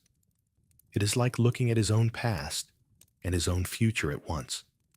He knows, more clearly than the boy ever can at that age, what a lifetime of this work does to the body. He can feel it in his own joints already. His knees grind when he climbs in and out of the pits. There is a stiffness in his shoulders that never fully leaves, even on days when he does not carry a shovel. When the weather changes, his scars and strains announce it before the clouds do. Illness sits differently in him now. A chest cold that might have been a small nuisance when he was young becomes a real worry. Coughing in the cold air over a pit can wrench a man in uncomfortable ways. Fever makes the shafts more dangerous, muddling the senses just enough that a misstep is more likely. He tries, when he can, to take the lightest nights when he is unwell, but the town's needs do not schedule themselves for his convenience. As the years pass, he knows he will not be able to climb that ladder forever. At some point, his work will shift more to the surface, holding ropes, checking ladders, arguing with stewards, sending younger men down while he stands watch at the top, listening for sounds that might mean trouble. That change, if it comes in time, will be his reward for having survived long enough in the pit to earn the right. This is another aspect of the job you would struggle with. Modern work, in many places, holds out the idea that one can change course, retrain, move sideways into something else if the current path grows too hard. Here, the path is narrower. Once you have the cart, the ropes, the grudging acceptance of the town council, you are the gong farmer. There is nowhere much to go from there but deeper into that identity, or out of it entirely into a poverty that makes the pits look almost kind. The town itself has its own relationship with him. On market days, when he walks through the square in clean clothes, purse a little heavier in his hand, some people look twice. They know he has money to spend. A few are quick to take it, even if they step back a half pace when they hand over goods.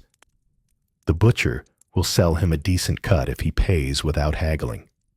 The tallow maker knows that a man in his line of work has no patience for poor candles. Others are less welcoming.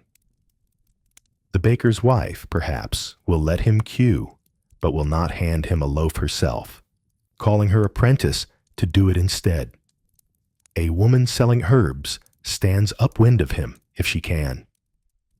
Once in a while, a man with more coin than manners will make a loud remark about the smell, as if doing so proves something about his own refinement.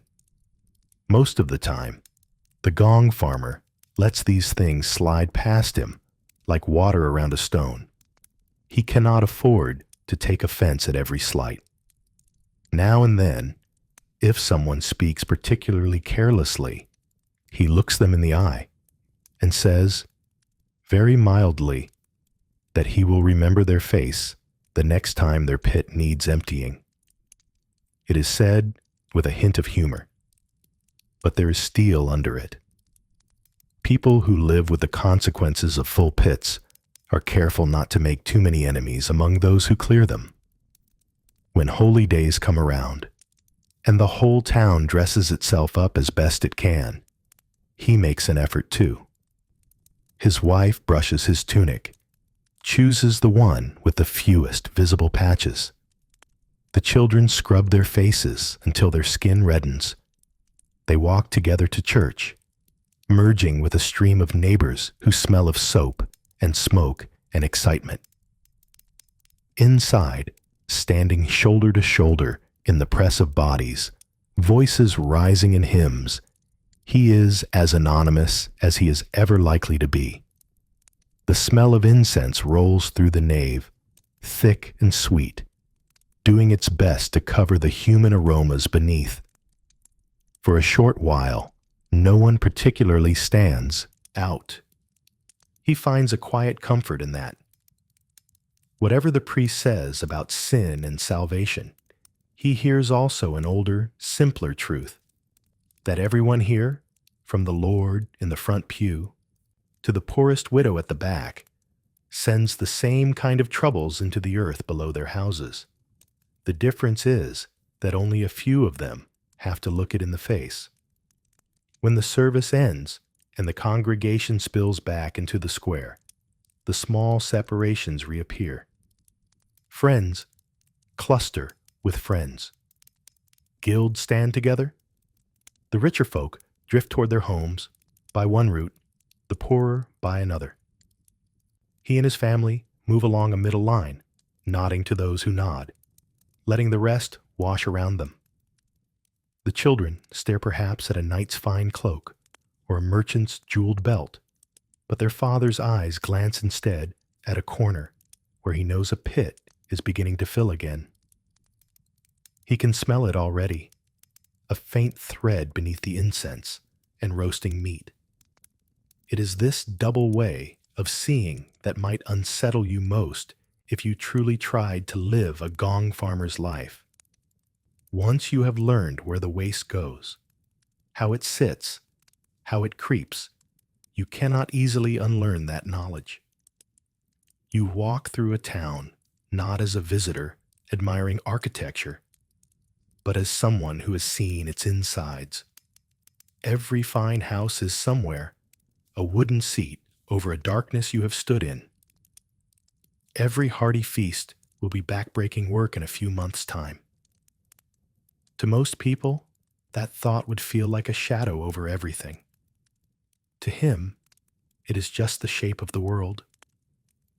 He has long since accepted that human life, with all its dignity and pretenses, produces something no one wants to claim.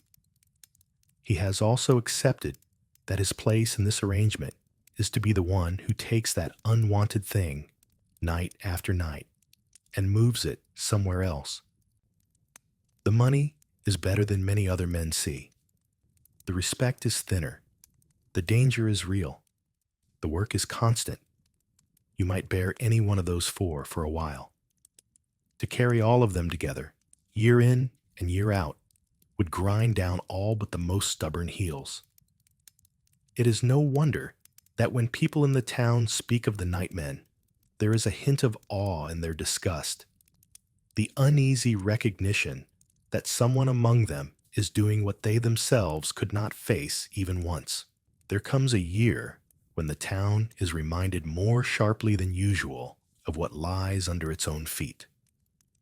Not every place has such a year, but enough do that stories about them drift from market to market, carried by peddlers and travelers, growing a little with each retelling. In our town, it begins with water. The spring rains come harder than anyone expected. At first, people are glad. The winter was dry. Mills were turning slowly. The fields outside the walls looked mean and gray. When the first proper showers fall, children stand under the eaves laughing while their mothers shout at them to get inside. The gutters that run along the streets, little more than shallow channels worn by use, fill and empty and fill again. Then the rain does not quite stop. It eases and returns in waves for days. The river that curves around one side of the town swells with brown water. It creeps up the banks, then climbs them, licking at the roots of trees, then swallowing them. The lower fields disappear first. The road to the mill becomes a strip of soggy uncertainty. Inside the walls, the damp seeps into everything. Firewood refuses to light. Bread molds faster. The air has a permanent chill. Most people think of flooded fields and high rivers. Few think about what happens in the ground under their yards. The pits, dug in soil that was never meant to be a barrel, feel the change immediately. Water presses from the sides, through cracks in brick that have been harmless for years. What was compacted and settled grows softer. For a time, no one notices. Then, in a few unlucky places, the smell changes. Our gong farmer notices first because this is his business. Even on nights when he has no pit scheduled, he can smell when something is shifting. Walking to the market in the gray drizzle, he passes a certain lane and feels a different note in the air at the back of his throat. It is not just the usual privy reek, tucked away in corners. It has a sharper edge, a sense of things that should be staying down, deciding that they would rather come up. A few days later, the first real sign appears.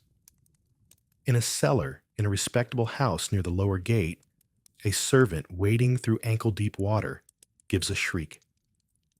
The water is not just from the rain.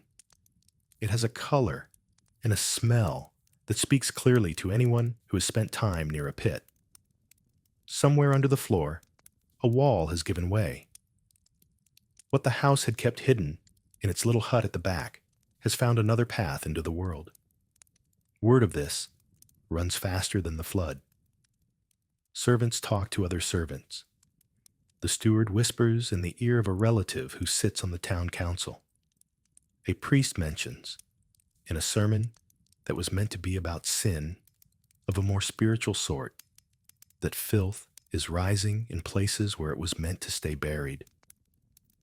People wince at the image. Suddenly, the gong farmer finds himself in higher demand than usual, and not just at night. A councilman comes to his door in daylight, a narrow figure with a cloak that has seen too much rain. You know the pits along the lower streets, the man says without introduction. How many of them are near cess ditches? How many sit close to the wells? We need a list. We need to know which ones will trouble us first. The gong farmer listens, leaning against his doorframe. Part of him wants to reply that he has always known these things, that he has carried them alone while the council argued about tolls and trade. He says nothing of the sort. There is no profit in rubbing their noses in their belated concern. Instead, he thinks for a moment, running his mental map in front of his mind's eye. There are 6 pits close enough to the lower wells to be mischief if the walls give out. He says slowly, 2 behind the cheaper inns, 3 in poor yards clustered near the ditch, 1 at the back of that fine house with the painted shutters, the one your cousin likes to visit. The inn pits are deepest. The poor yards are in the worst soil. The councilman presses his lips together at the mention of the painted shutters, but he does not argue. Fear of a tainted well is sharper than discomfort at the thought of delicate relatives sharing their groundwater with the back end of the town. We will pay for you to see to those first, he says. The households will contribute where they can. Where they cannot, the town will meet part of the cost. Better that than sickness spreading. It is a rare thing, the town offering to shoulder any of this burden directly. Usually, pits are a private shame and a private expense. The flood has made them everyone's problem. The gong farmer nods once. You will need to speak plain to the people in those yards, he says. They do not always like to hear that their privy is more dangerous than their neighbors. I will clear what I can. You must keep them from pouring slops in the wrong place until the water falls. So begins a stretch of nights, even more grueling than usual. The pits that sit in the wettest ground are the worst to work. The walls ooze, literally. When he lowers the ladder, he feels the rails slide slightly more than he expects. The mass at the bottom has taken on a more treacherous texture, as if a seam of river water has threaded through it, loosening what once held together. In the poorer yards, he finds people already bailing their cellars and cursing the smell that rides on the water. They greet him with a mixture of relief and shame. Relief that someone has come who might head off worse trouble. Shame that their own corners of the town have become threats to everyone else, as if they personally invited the river into their walls. In the inns, the innkeepers do not bother to hide their anxiety. They know their trade depends on travelers believing that their beds, their food, and their air are at least tolerable. Nothing empties a row of rooms faster than rumors that the privy at the back has burst its boundaries and is making its way into the beer cellar. The gong farmer, and whatever helpers he can scrape together, work longer hours than usual. Some nights, he only just manages to stagger home before the sky begins to pale. Other mornings, he is still out at the dumping ground when dawn breaks fully, emptying a last cart under a flat, colorless light that makes everything look even more tired than he feels. You might think that in such a crisis, his status in the town would rise.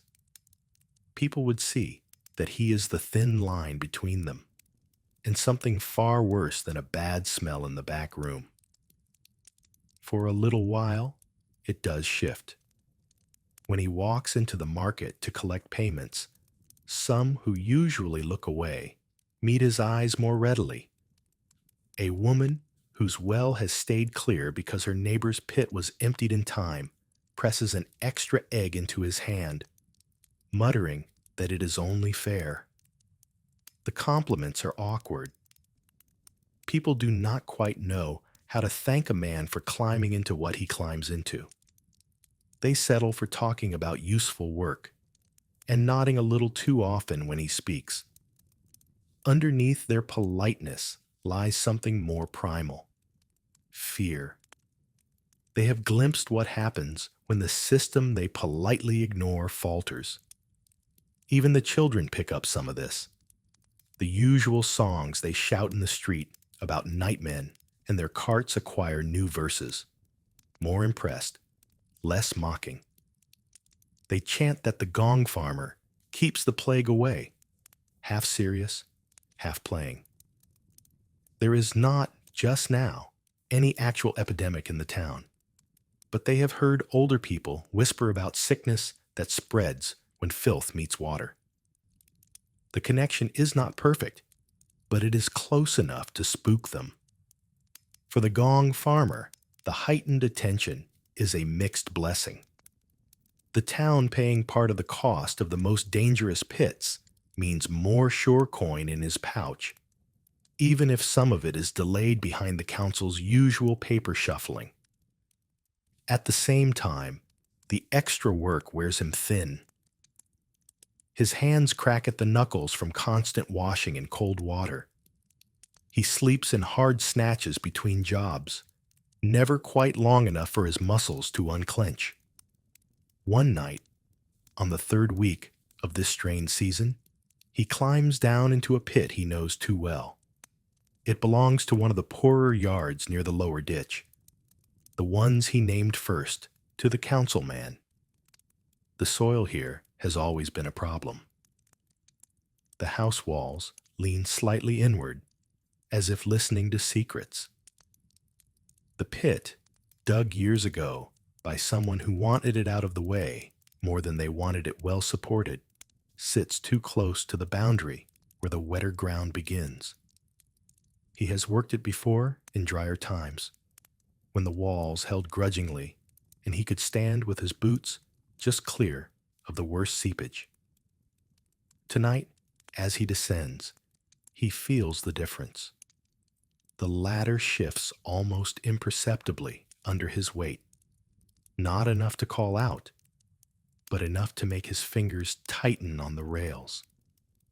At the bottom, he presses his boots into the mass and feels it give more than usual. The brick, lining, once a firm circle around him, looks as if someone has pushed it slightly out of shape.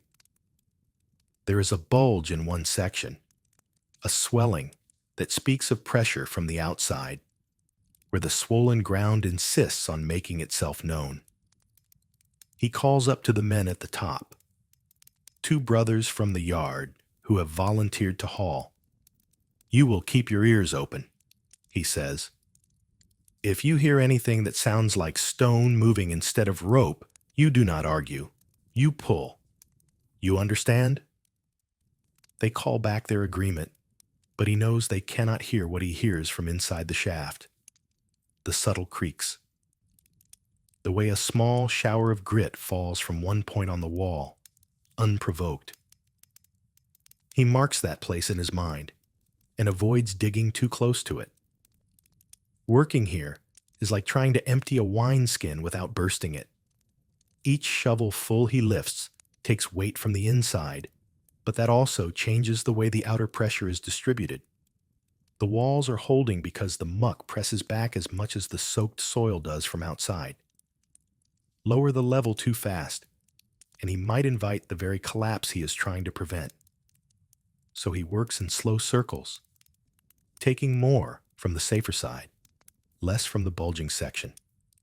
It means more time in the bad air, more strain, but the alternative is worse. The men above do their part, hands raw on the rope, arms burning. They hear only the regular signals, tugs, curses, occasional grunts. Then it happens. A sound like a sigh, if a sigh could be wet and full of weight. One moment, the wall in front of him is a slick, bowed surface of brick and slime. The next, a section of it gives way with a lurch, pushing inward. A wave of half-liquid earth and filth slams against his legs, up to his knees, then higher. The ladder shudders behind him as its lower end shifts, buried deeper by the sudden rush. For a heartbeat, the world is nothing but cold, choking panic. The mass tries to pull his boots off, sucks at his legs like a living thing dragging him down. His mind flashes, not with noble thoughts, but with a simple, animal understanding that if he goes under in this, there will be no air to breathe. If you were there, this would be the moment you would break. There would be no calm calculation, no thought of purse and rent and family. You would claw at the ladder, perhaps, or thrash, wasting what little leverage you had. To be fair, many in his trade have done exactly that and paid for it. The gong farmer has heard those stories too, told in low voices under open skies where the reek is far away. His hands act faster than his fear. The instant the wall goes, he drops the shovel, throws both arms backward and upward, and grabs for the nearest rung. His boots are wedged, but his upper body is free. He hauls with all the strength left in his back and shoulders, lifting himself an inch, then another, feeling the muck drag against him. Something in his left knee screams in protest, but the adrenaline smothers it. Above, the men on the rope feel the ladder jerk in a way that has nothing to do with a bucket. Instinct, or perhaps the memory of a warning, makes one of them shout to the other, "Pull him up! Now!" They drop the bucket rope and seize the ladder, heaving upward with everything they have. The rails scrape against the shifting wall. For one terrible second, the bottom catches on something, refuses to move. Then, with a sucking sound that will come back in their dreams, it tears free. The gong farmer feels his boots slide, then tear loose of the grip holding them. He lurches upward, feet scraping the wall, half climbing, half being dragged. The muck clings, stretches, lets go in reluctant ropes. By the time his head reaches the opening, his arms burn so fiercely that he is not entirely sure they are still attached. Hands grab his hood, then his shoulders, dragging him up and out onto the yard. He lies there on the packed earth for a moment, gasping, his heart pounding like a hammer against his ribs. Everything smells of the pit, of course, but there is also the sharply human smell of fear in the air, from him and from the men who hauled him out.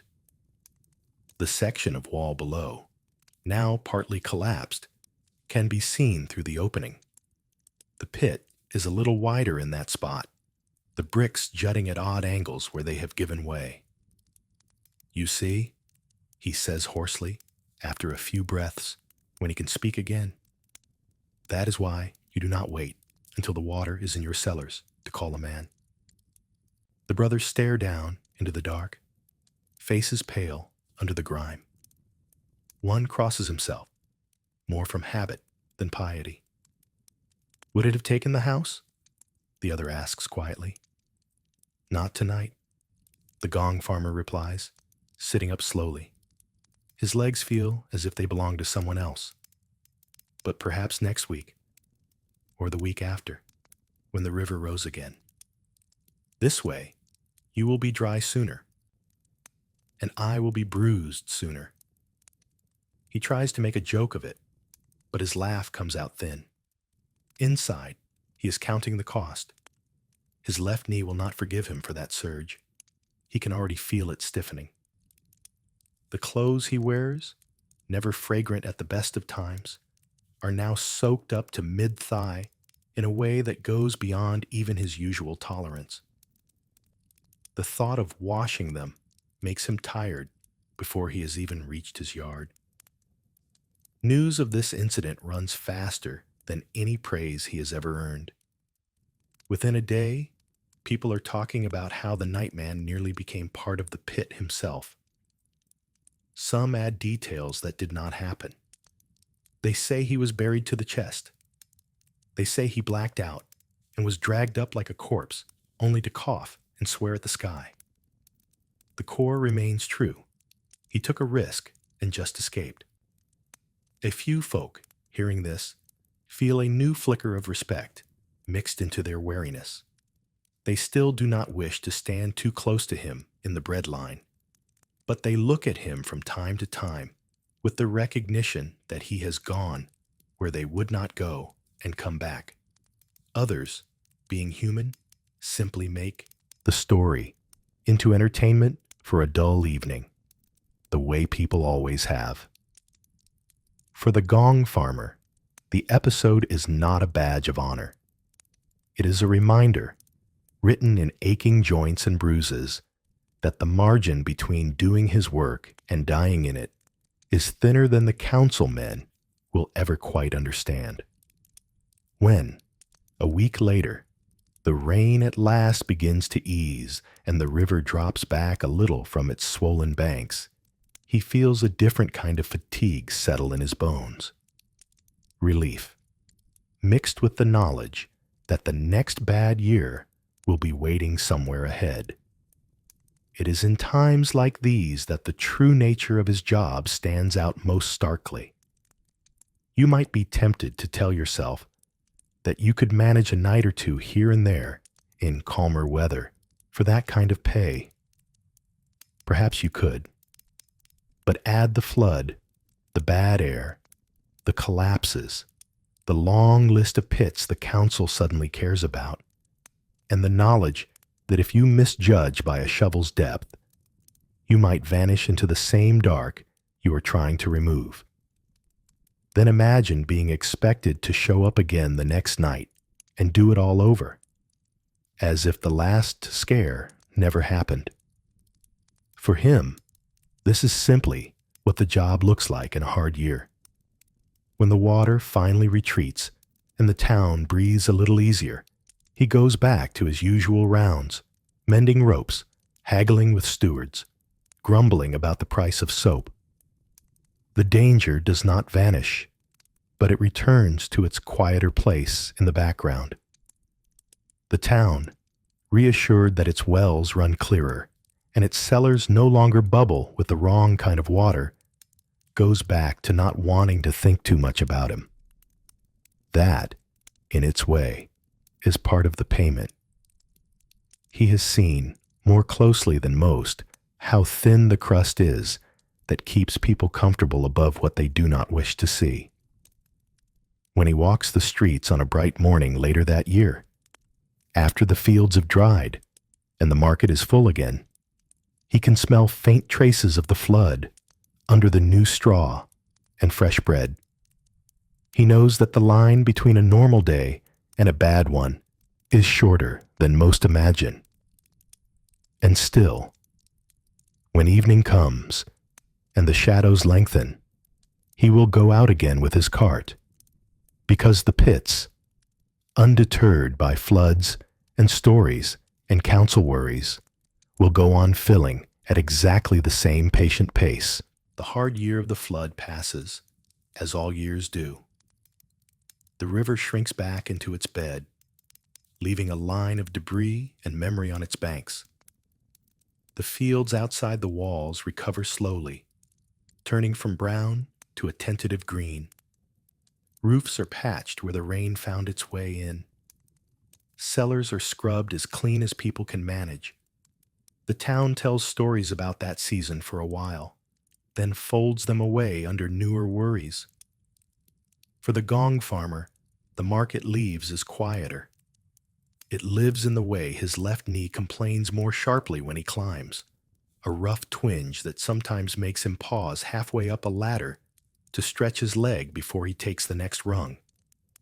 It lives in the way he tests every bulging shaft wall twice instead of once, and in the thin line of scar over his shin where the collapsed brick rasped against him. He does not think of the flood every day, but his body does. The extra work from that time leaves its trace in his purse as well. For a few months afterward, the household walks in a thin band of relative comfort. His wife can buy better flour instead of the coarsest bags. The children have shoes with fewer holes. There is a new pot hanging from the hook by the hearth, its rim unchipped, bought from a peddler who did not quite hide his surprise that the man with the smell carried enough coin to pay without haggling. Money, in his world, is a shield with many holes in it. It can blunt some blows and do nothing against others. It is not enough to change his street, or the work he does, or the way some people look at him when he joins a queue. It is enough, however, that when a small sickness runs through the poorer quarter one autumn, his family eats well enough to resist it. They still cough. They still sniffle. They do not, like some of their neighbors, fall into the kind of fever that carries men off in the space of a week. He knows this is not a miracle. It is simple arithmetic.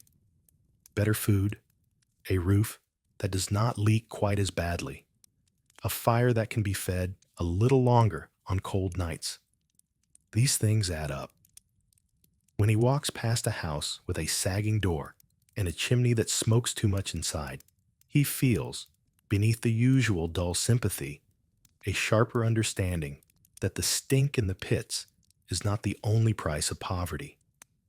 On market days, the difference shows in smaller, almost invisible ways. His wife stands a little straighter at the stall, not needing to argue over every crumb.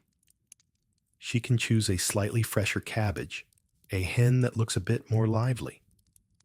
She can buy a handful of dried herbs to hang by the door, not because they truly drive away the smell, but because they make the air inside their house smell like something chosen rather than endured. The children notice most in the form of small treats: a twist of honey on bread at festival time, a scrap of salted fish when the river boats bring in a good catch, a piece of colored thread to braid into hair. These things are not luxuries by the measure of the merchant's daughter in her upstairs room, but they are luxuries enough for a child in a yard with ladders and ropes. For all that, there are places his money will not carry him. When he walks past the tavern where merchants like to sit and count their bargains aloud, he is welcome enough to buy a drink, but he knows better than to join their tables. The talk there is of distant fares, of cloth prices in cities he has never seen, of horses with bloodlines traced back 3 owners. His presence would change the air in ways none of them would bother to name. At the Craftsman's Guild Hall, a low, stout building with carved beams and a door heavier than any in his street, business is done that shapes the town's future more than his own. Rules are made about who may sell what, about how many apprentices a man may take, about which foreign merchants will be welcomed, and which will be charged extra fees. He has no place in those conversations. The work he does will go on whether they argue all night or not. Once, as he passes the guild hall on his way to collect payment from a steward, he overhears a sliver of talk drifting out through the open shutters. A voice he recognizes, one of the richer cloth men, is saying something about the town's reputation. If visitors catch a whiff from the drains near the square, the man complains, they will think us a village of swine. We must see to the cesspits more often, hire more men if we need to. Another voice answers, cooler. And pay for them from the guild chest, I suppose, while the council debates for months. You will say this now, but when the nightmen come with their hands out, you will look twice at every penny. There is a murmur of agreement and a chuckle that has its own sharp edge. The gong farmer moves on without pausing. He is not surprised. People like the idea of solutions more than they like the reality of paying for them. If the town ever truly wished to keep its pits low and its air clear, it could, but it would cost more than a few embarrassed stewards and hurried whispers at back doors. He does sometimes see the inside of such houses, though only briefly. On days when he goes to collect what is owed, he steps over thresholds he would not be invited to cross for any other reason. The servant who opens the door usually tries to direct him no further than the nearest side room, a place where they can count coins without his boots touching the more polished floors. He waits there, hands by his sides, taking in the carved furniture, the painted cloths on the walls, the neat rows of dishes on shelves. The smell of these rooms is different too. Less of sweat and smoke, more of beeswax, dried lavender, sometimes even imported spices. Underneath, though, he can always detect the same bass note he knows from every yard in town. It is faint here, masked and pushed back, but it exists. This house has a pit like any other. It will fill. He will be called. The same coin that buys fancy dyes will buy his work, because people who eat from plates like these have no intention of standing ankle deep in their own leavings. If you tried to step into his life, this strange closeness to other people's private worlds might unsettle you. You would see, more than most, the gaps between what people present and what they cannot avoid. The merchant, who speaks piously in church about charity, whose household uses more water to rinse their hands before a meal than some families use in a day, still sends down scraps and waste into a pit that smells no more holy than the rest. The knight in fine boots leaves boot marks in a yard where the privy leans drunkenly over a hole that has not been lined properly. The gong farmer does not dwell on these comparisons every night. He is too busy hauling, climbing, bargaining, but the knowledge lives in him. It gives his view of the town a depth that others lack. When he hears that a certain man has come into money, perhaps through marriage or inheritance, he can measure that change in the size of the household stews, in the volume of chamber pots emptied into the pit, in the frequency with which the servant comes knocking on his door. Despite the better income, the edge between enough and not enough remains sharp. One year, a sickness passes through the town that does not care much about whose pits are emptied on time. It starts, as such things often do, in the cramped poorest lanes, where people share water more than is wise and have no space to avoid one another.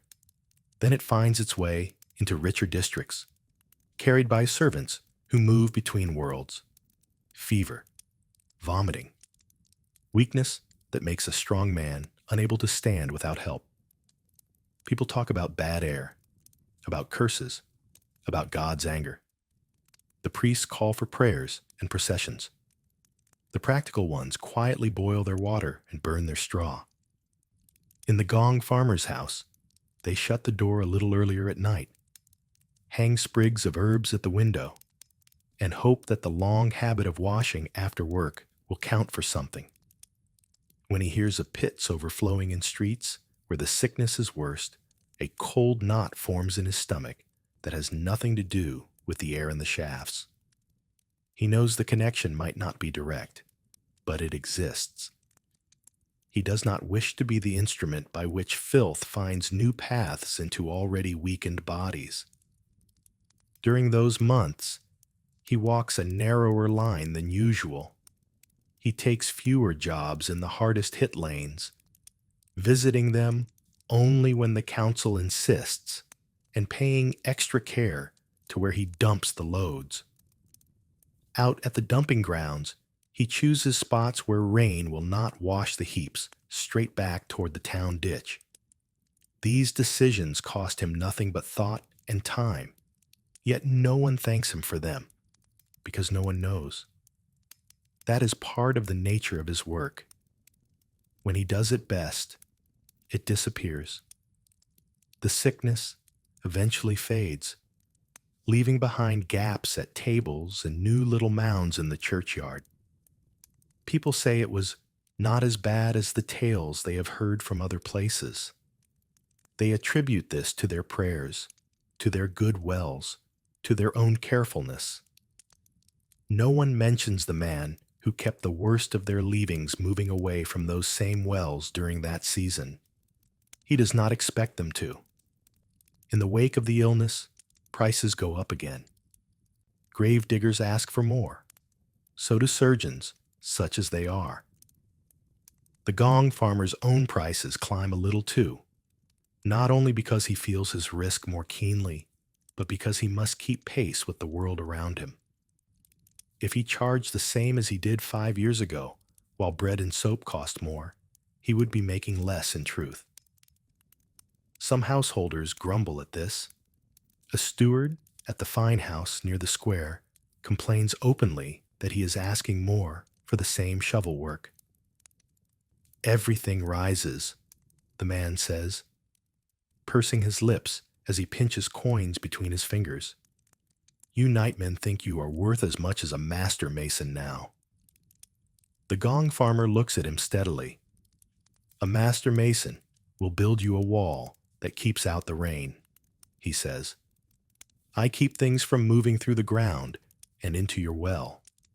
If you like, we can ask the mistress which she fears more, a damp patch in her wall, or her children drinking what lies at the bottom of her pit.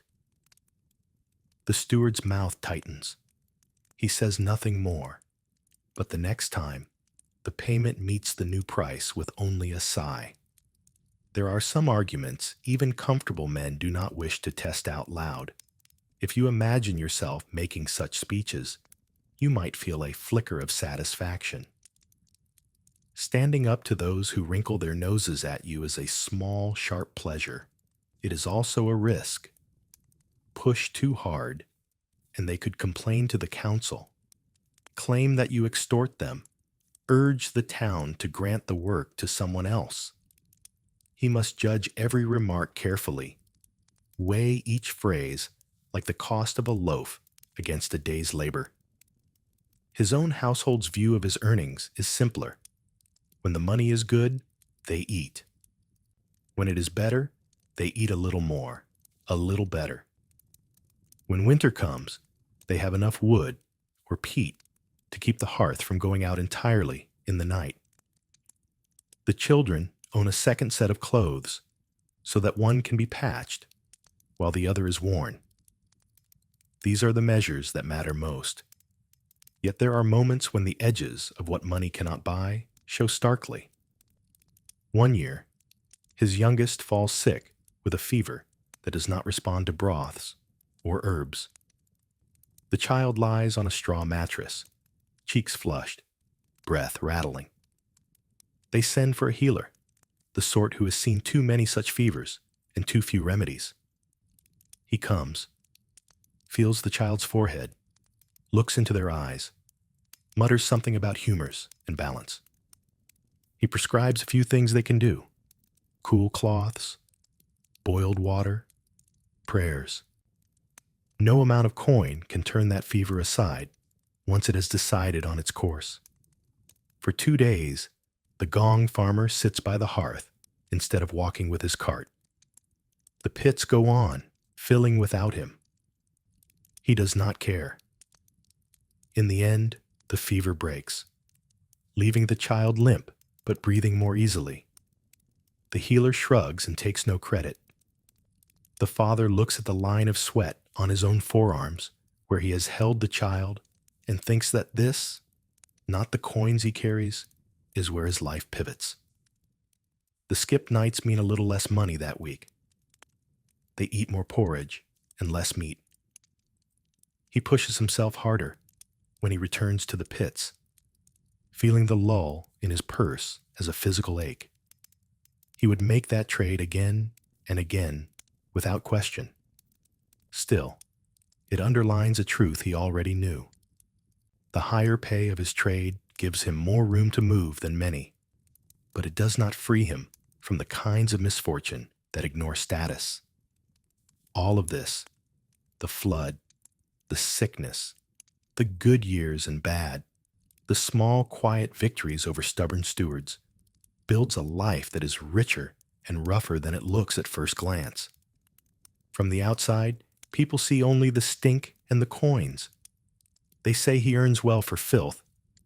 They imagine that the deal is simple. Hold your nose, shovel faster, walk away with heavier pockets. From inside, the bargain is more complicated. It has bought him a measure of security he would not have had in the fields or at the docks. It has also cost him a view of the town he can never unsee, scars in his joints that will stay when the carts stop rolling, and a place on the edge of other people's comfort that he will never entirely cross. If you stood beside him in the square on a bright spring day, watching the stalls and the people moving between them, you might envy how solid his life looks. He knows exactly where his next coin will come from, what work he will do tonight. You might not see the way he always stands with a slight bend in his knee, the way his eyes flick now and then toward the alleys that lead to the pits, measuring in his mind how fast they are filling, how soon he will have to go back down.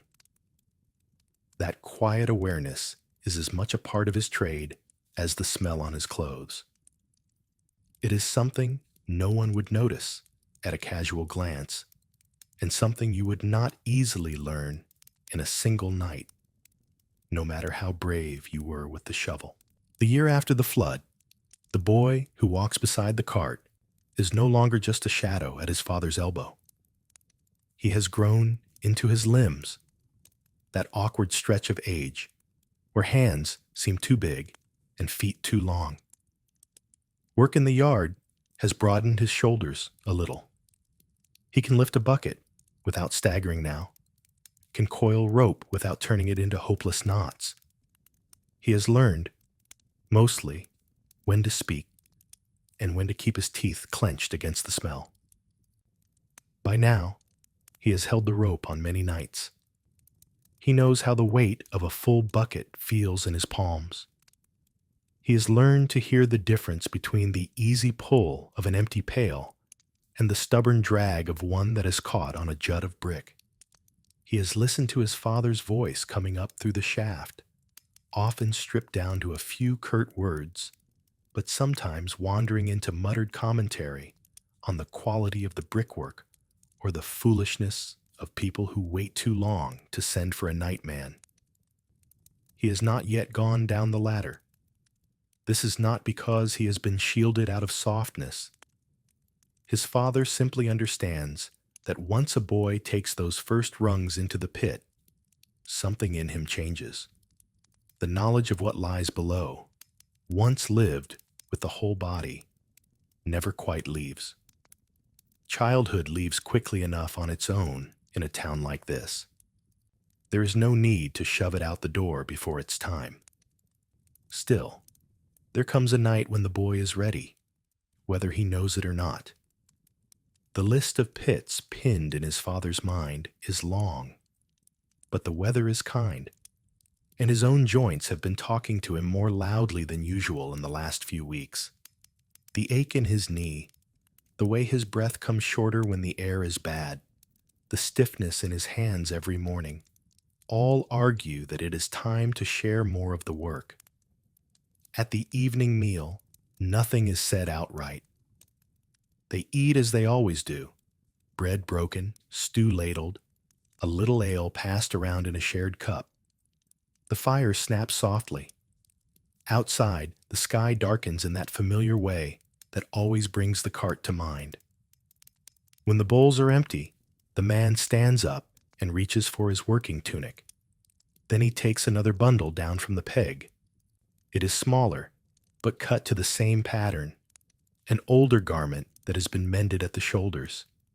He sets it on the bench beside his son. "You will wear that tonight," he says, "and your worst shoes. Wrap a cloth around your neck and another over your mouth if you like, but do not cover your nose so much you cannot smell when the air turns." The boy looks at the bundle as if it is something alive. He has known this moment would come in the abstract, the way a child knows that winter follows autumn. Hearing it named makes his stomach tighten. Pride and fear rise together in his chest, each pressing against the other. He nods because he has practiced this nod in his mind for months. "Will I go down?" he asks, his voice trying to sound casual and not quite succeeding. "On the second pit," his father replies. "You will hold the rope for the first and watch how I work. Then you will take the ladder while I keep you under my eye. It is a small shaft, brick-lined, in a yard I know. If you must slip, better it be where I can reach you." The boy swallows and pulls the tunic over his head. It smells faintly of old nights, washed many times, but never completely freed of their ghosts. It hangs looser on him than it once did on his father, but not comically so. He ties the cord at his waist, feeling the roughness of the cloth against his wrists. It is a small, scratchy badge of entry. They prepare the cart, as always. Ladder, ropes, buckets, shovel, lantern. The boy's hands move with the practiced motions of many evenings spent as an assistant. Tonight, every knot he ties feels more important. He checks them twice before his father can do so. The man watches without comment, noting the care, the slight tremor in the fingers that are usually steady. On their way through the gate, the watchman raises his brows a little at the sight of the smaller figure holding the rear of the cart. "Got the lad on the night shift now, do you?" he asks, not unkindly. "He knows the rope," the gong farmer answers. "It is time he learned the rungs." The watchman eyes the boy, sees the mix of determination and unease, and nods as if blessing a dangerous but necessary step. "Mind your footing," he says to the younger one, "and do as he tells you, even if you do not like the sound of it." The boy nods, barely trusting his mouth to work. Inside, the words of older boys in the street echo. Boasts that they would never do such work. Jests about nightmen losing their boots to the muck. Fragments of songs about pits that swallow the careless. He pushes them aside as best he can and focuses on the feel of the cart handles under his grip. The first yard is one the boy has seen before, a narrow space behind a house that smells endlessly of boiled onions. The privy in the corner leans slightly, but holds. Tonight, his father goes down as usual.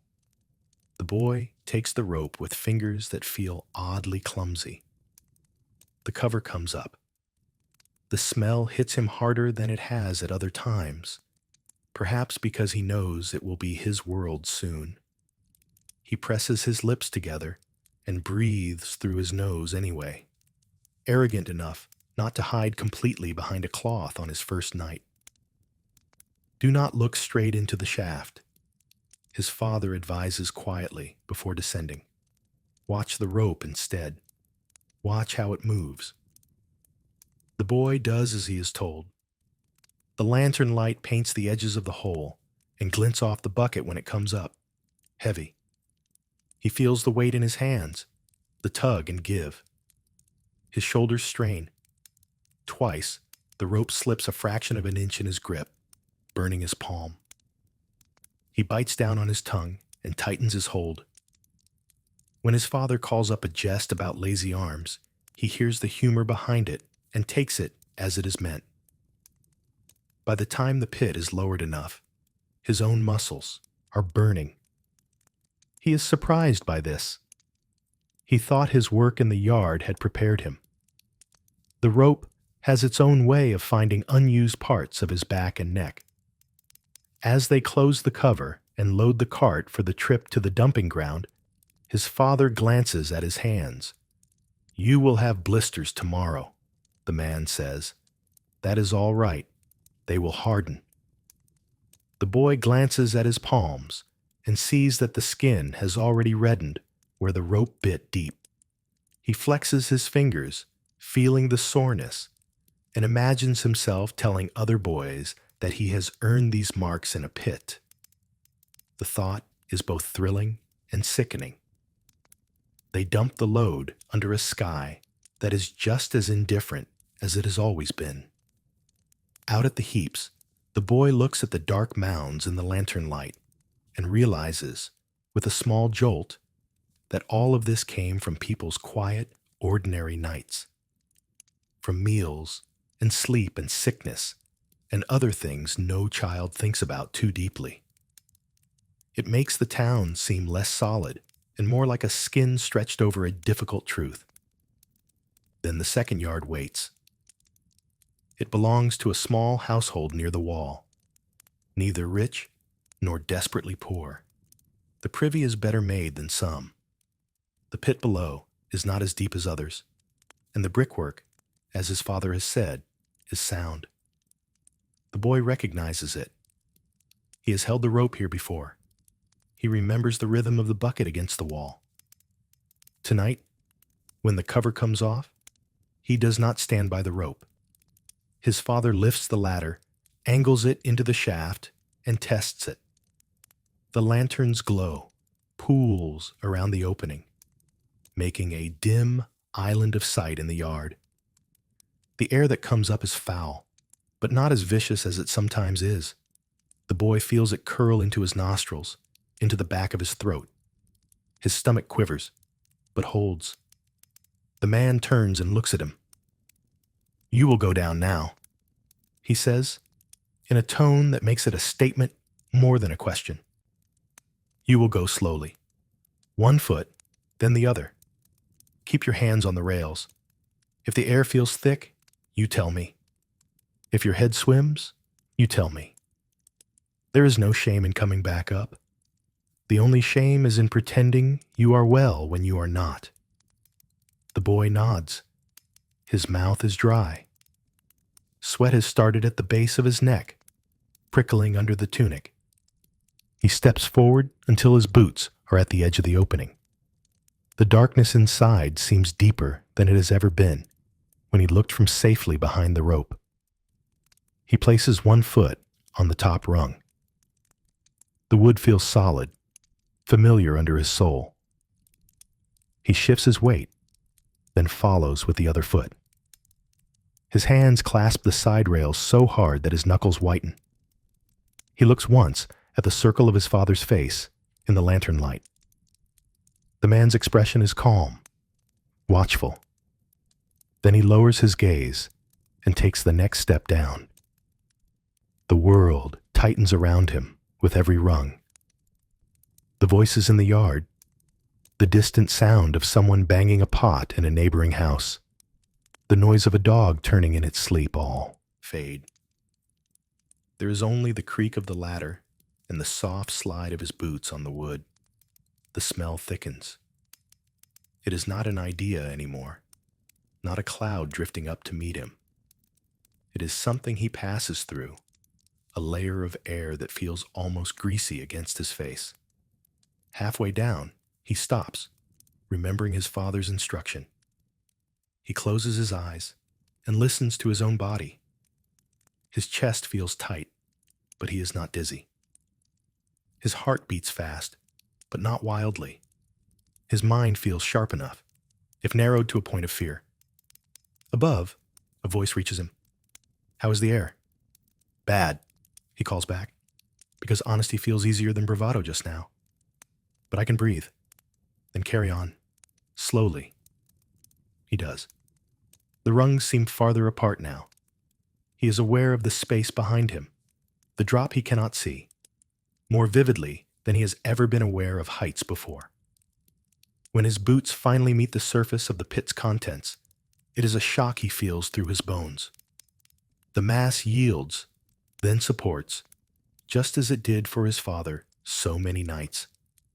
To him, on his first try, it feels like stepping onto some half-living thing. The smell at the bottom is beyond anything he has met at the top. It floods him, filling his nose, his mouth, his eyes. His stomach heaves. For a terrible moment, he thinks he will be sick. Here, in the place where no one wants another burden added, he swallows hard, tastes acid, and clamps down on the impulse. Sweat breaks out across his forehead. Above, his father's voice reaches him again. It sounds oddly far away, muffled by the thickness of the air. "Stand wide," the man says. "Make your feet as far apart as the pit allows. That way, you will not sink as deep with each movement." The boy does as he is told. He feels the muck slide around his boots, clinging. He resists the urge to kick. He grips the ladder with one hand and reaches up for the shovel that is being lowered blade first. It comes down, glinting briefly in the lantern's glow. His fingers close around the handle. It feels heavier than it did in the yard, as if the dark has added weight to the wood. He sets the blade against the surface in front of him and pushes. At first, the shovel refused to bite. The top layer has formed a skin, a viscous crust that yields reluctantly. He pushes harder, arms shaking, and feels it tear. A fresh wave of smell hits him, almost physically. His eyes water. His stomach lurches again. He forces himself to focus on the blade, on the simple task of lifting what he has cut and swinging it toward where he knows the bucket mouth waits. He misses the first time. The load slops against the side of the pit, half falling back. A muttered curse comes down the shaft from above, not at him, but at the waist. On the second try, he judges the angle better. The thick mass lands in the bucket with a noise that will live in his memory. He feels the change in weight through the shovel handle. "Do not rush," his father calls. "There is no virtue in haste if you lose your footing. Find a rhythm. Let your body do the same shape again and again." The boy tries. Scoop, lift, swing, drop. Scoop, lift, swing, drop. Each movement draws on muscles he did not know he had. Sweat runs down his back. The air does not improve. In a strange way, that constancy helps. His senses grow a little numb to the worst of it, or perhaps simply too tired to leap at every new note in the stench. Above, the rope tightens and slackens. His father is hauling worth 2 men, not eager to see his son linger. The bucket goes up, empties, comes down, thuds at the familiar point in the wall. The boy glances up now and then and sees only the circle of light and the suggestion of a figure leaning over it. The yard beyond feels unreal. There is only the shaft. Time stretches oddly. He loses count of the buckets. His world shrinks to the next shovelful, the next careful shift of his feet, the next breath negotiated with air that feels like it should not be breathed at all. At one point, his head swims for a heartbeat. He clings to the ladder until it passes, remembering the warning about shame and honesty. "The air is worse," he calls up, his voice a little hoarse. "Stop," comes the immediate reply. "Set the shovel down. Put your face toward the opening. Breathe as shallow as you need. We will give it a little time." He obeys, grateful beyond words for the excuse. Standing there, fingers digging into the ladder, he feels his heart pounding against his ribs. The lantern light seems to flicker more, though that might be his own eyes.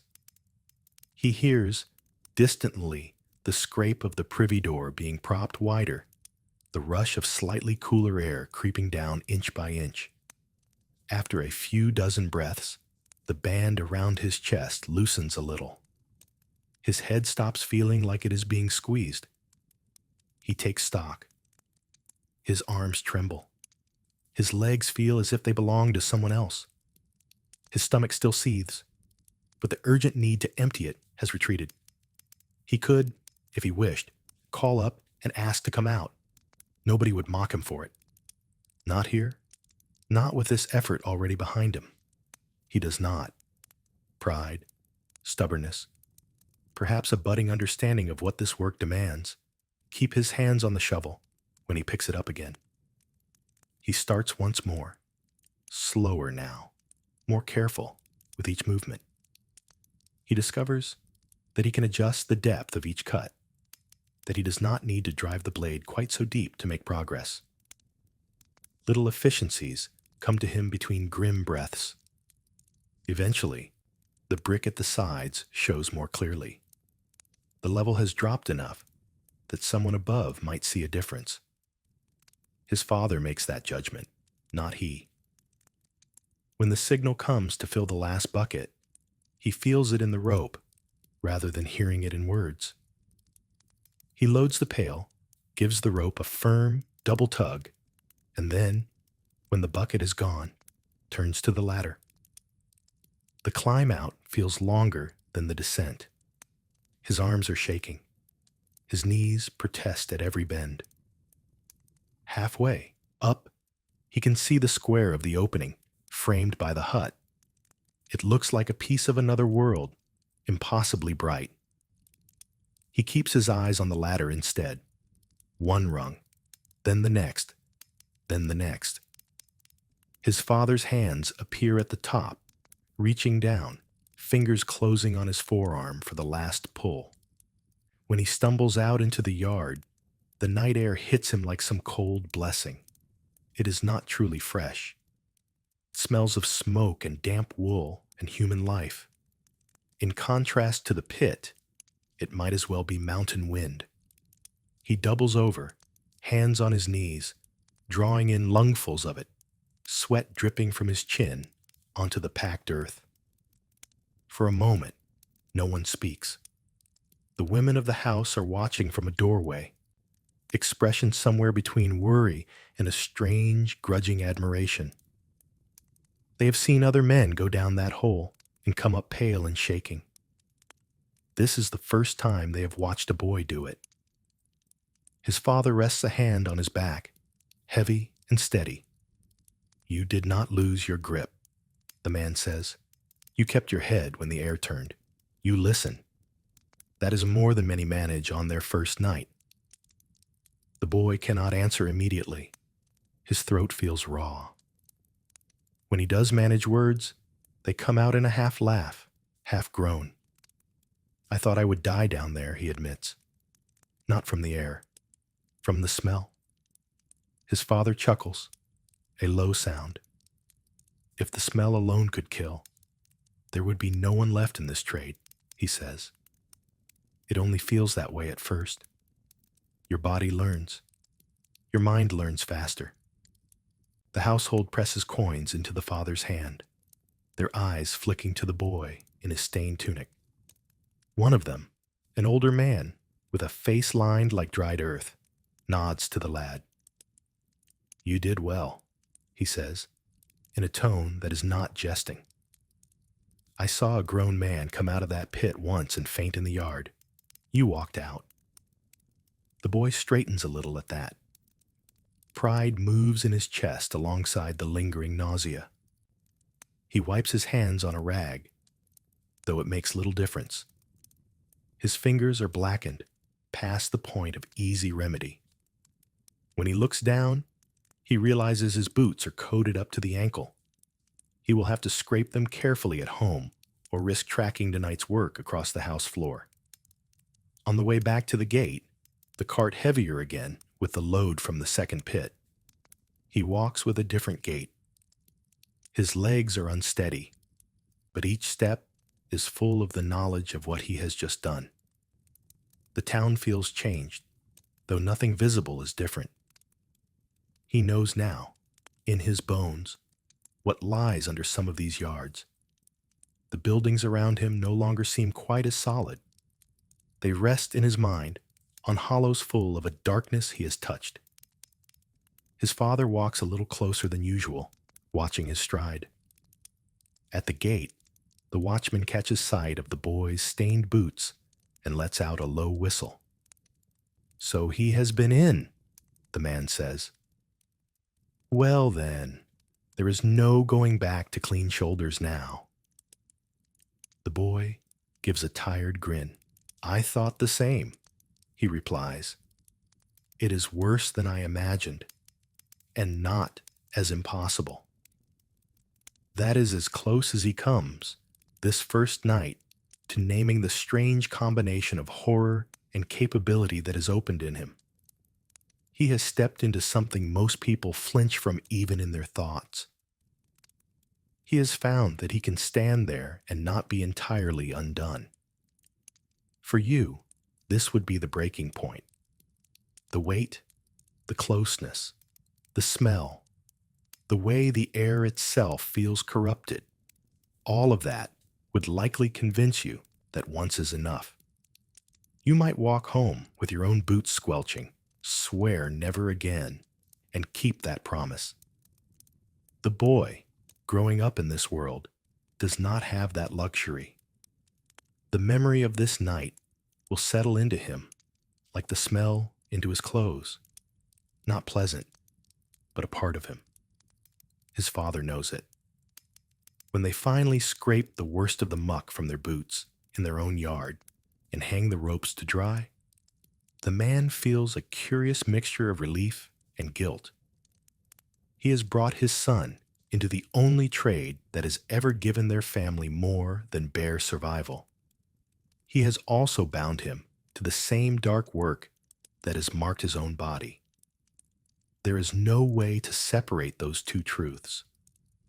Later, as the lad sleeps the heavy, dream-thick sleep of someone who has pushed his body past its usual bounds, the gong farmer sits by the dying fire and listens to the town settling into its early morning sounds.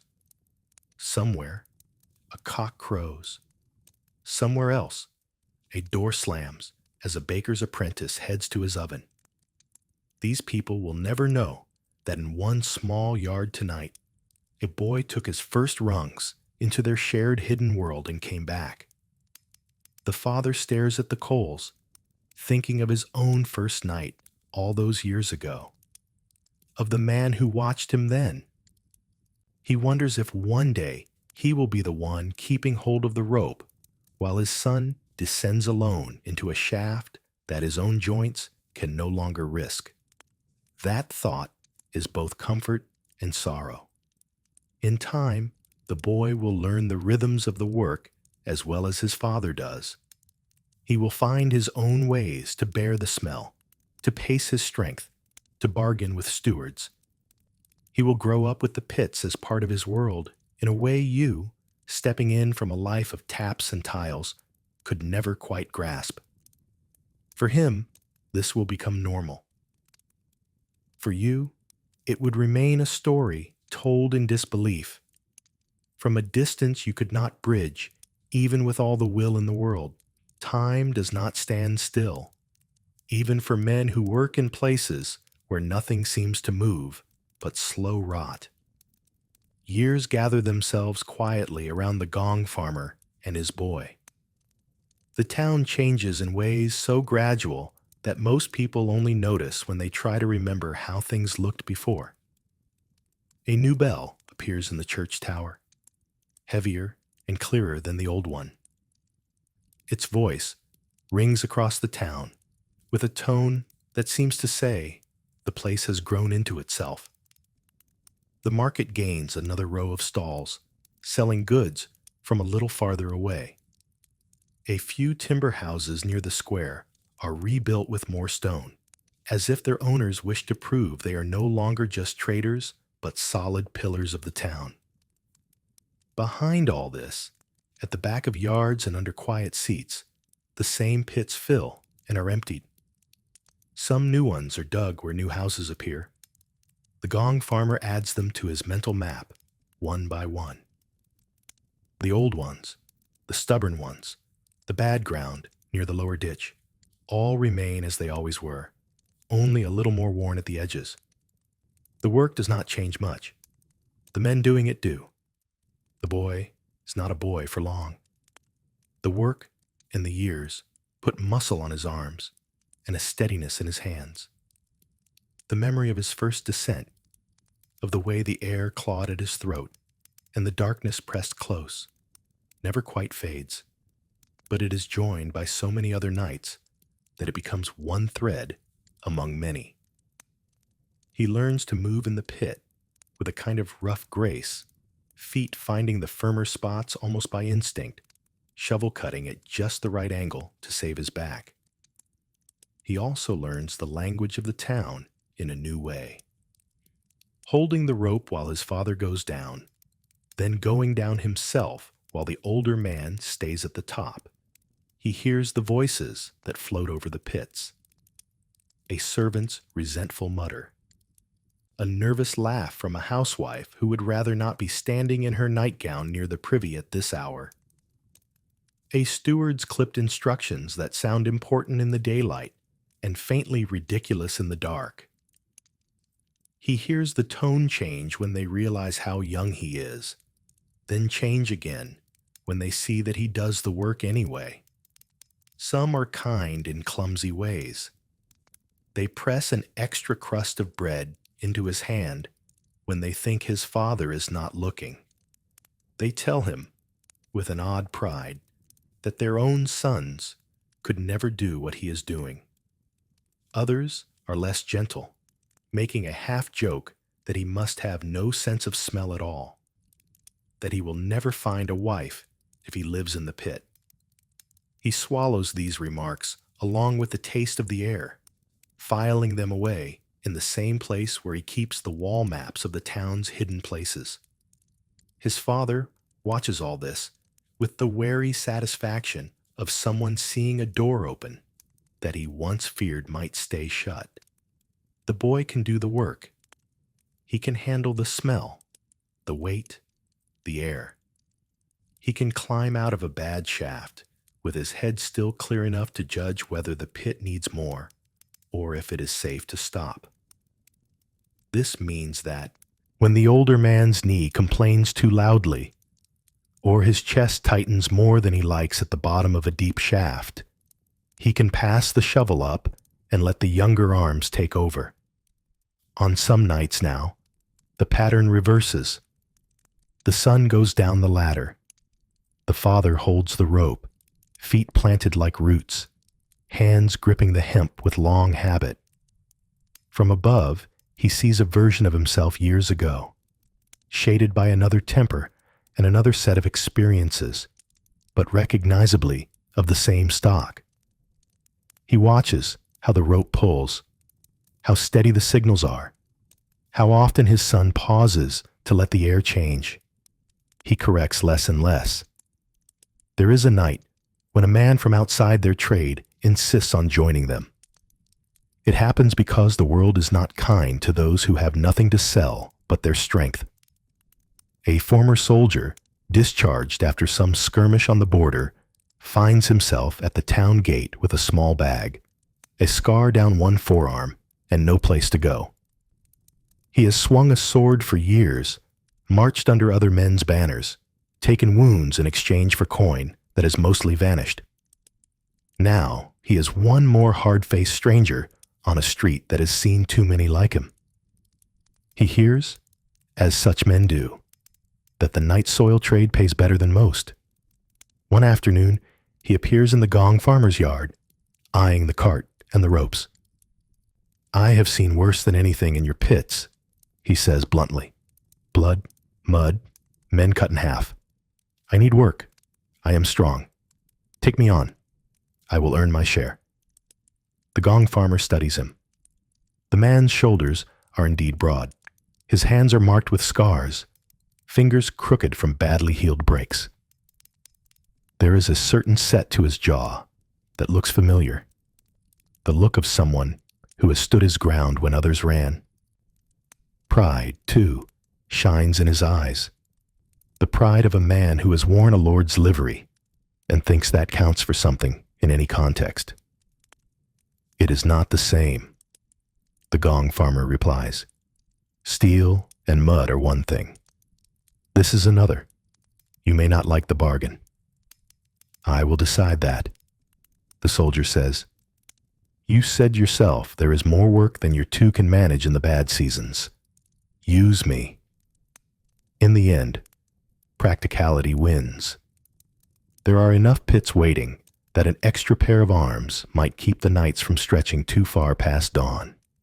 The Gong farmer agrees, but sets terms. "You follow my word," he says. "You do not go into a pit unless I say it is safe. You do not mock the smell until you have spent an hour in it. If you decide after one night that it is not for you, you leave without scaring the town with tales. The work is hard enough without fools making it worse." The soldier snorts, half amused. "I will not be the one to scare," he says. "You will see." That night, the three of them walk out together. The watchman at the gate raises his brows at the new addition. "Bringing the army to fight your pits now?" he calls. "If the pits ever start carrying swords, I will." The gong farmer answers. For now, he hauls rope. At the first yard, they put the ex-soldier on the bucket. He pulls with an impressive strength. The rope sings in his hands. He hauls the loads up almost faster than the gong farmer below can fill them.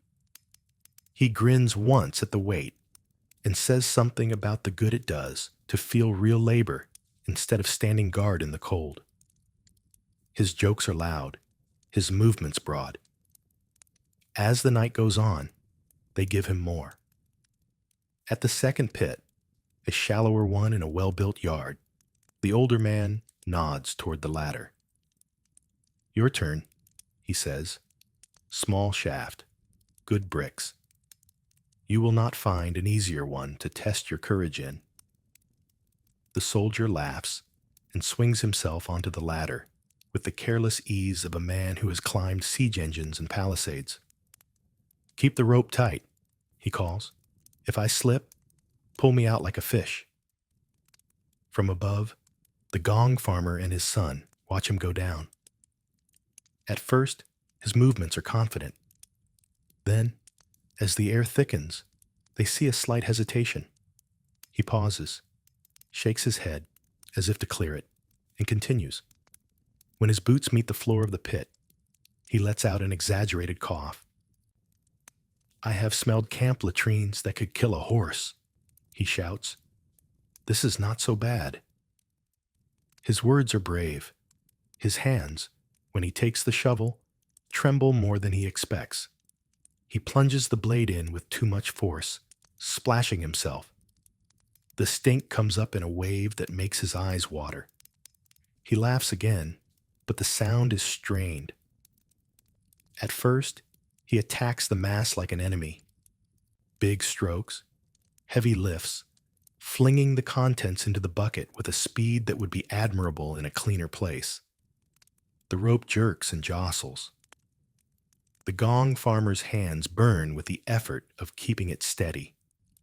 "Slower," the older man calls down. "You are not clearing a breach. You are here all night.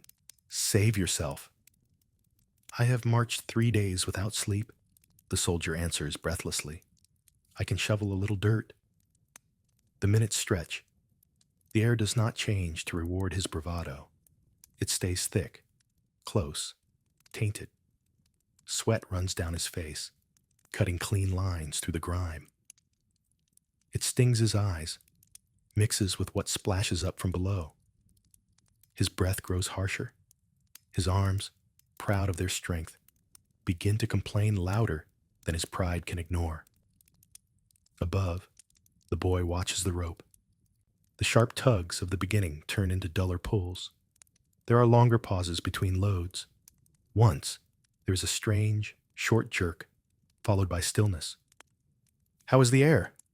the gong farmer calls, his voice suddenly stripped of humor. For a moment, there is no answer. Then the man below coughs, hard. "It is like breathing through a wet blanket," he manages. "And it stinks like the devil's armpit. But I am not dead." "Then stop talking," the gong farmer replies. "Breathe. Work steady, not wild." The soldier obeys, chastened more by his own body's betrayal than by the words. He tries to find a rhythm, as instructed, but his stride has been broken. The knowledge that this is no arena for showing off settles on him like the stink itself. He realizes, in a flash of clarity between shovelfuls, that no one watching from above gives him any particular credit for his martial past. Down here, he is just another man in the pit, with lungs that do not like bad air, and legs that do not like uncertain ground. By the time they haul him out, he is shaking. His face is pale under the muck. He sits heavily on the yard's low wall, elbows on his knees, head hanging for a few moments as he wrestles his gorge back down. When he finally looks up, there is less swagger in his eyes. "You were right," he admits hoarsely to the gong farmer. "It is not the same as a field. I would rather face 10 men with spears than go back down there." "You say that now." The gong farmer replies mildly. "Wait until you have faced the spears again and see which you choose." The man gives a weak laugh at that. The boy, watching, sees something shift in him. The ex-soldier has been forced to measure himself against a wall he did not know existed and found it higher than expected. It is humbling. Humility and hunger often share a path. They give him easier tasks at the remaining pits that night. Back to the rope, back to the cart. He works without complaint, his earlier boasts replaced by a wary respect for the hole in the ground. When the dawn comes, and they scrape their boots in the yard, the ex-soldier stands in the half-light, weighing his share of the coin. "It is good money," he says slowly. "Better than standing in a square all day, hoping someone needs a parcel carried." "It belongs to the work," the gong farmer answers. "You will not find many lining up to take it from you." For a few months the man stays. He comes to the yard at dusk with a quieter face, takes his place on the cart, and does what is asked. He never again says that this is softer work than the wars were. In private, he might still believe that he has seen worse sights, but his body remembers the feeling of the air at the bottom of that first shaft and whispers its own counsel. Then one day, he is gone. Word in the street says he has found a place with a merchant's guard, escorting carts between towns. It pays less as coin, perhaps, but offers cleaner air and the chance to sleep on dry ground under open sky instead of in a house that always smells faintly of the pit. The gong farmer does not begrudge him the choice. Not everyone is meant to spend their life with a shovel in that darkness. Those who can leave, leave. His son does not. The boy, now a young man, has already taken too many rungs for turning back to be simple. The trade is in his muscles and his days. He knows it from the inside in a way that cannot be unlearned. He has also seen, in the extra coin that comes into the house, what the work buys: a second blanket for his little sister when winter bites, a roof patched before the rain can rot the beams, a candle lit for an extra hour in the evening so that his mother can mend in the relative luxury of seeing her stitches properly. As the older man's strength declines, the younger one's rises to meet the work. There is a period where they are perfectly matched, each covering the other's weak points. The father knows the bad pits, the tricky walls, the routes through the town that save time and avoid watchmen with new strict ideas.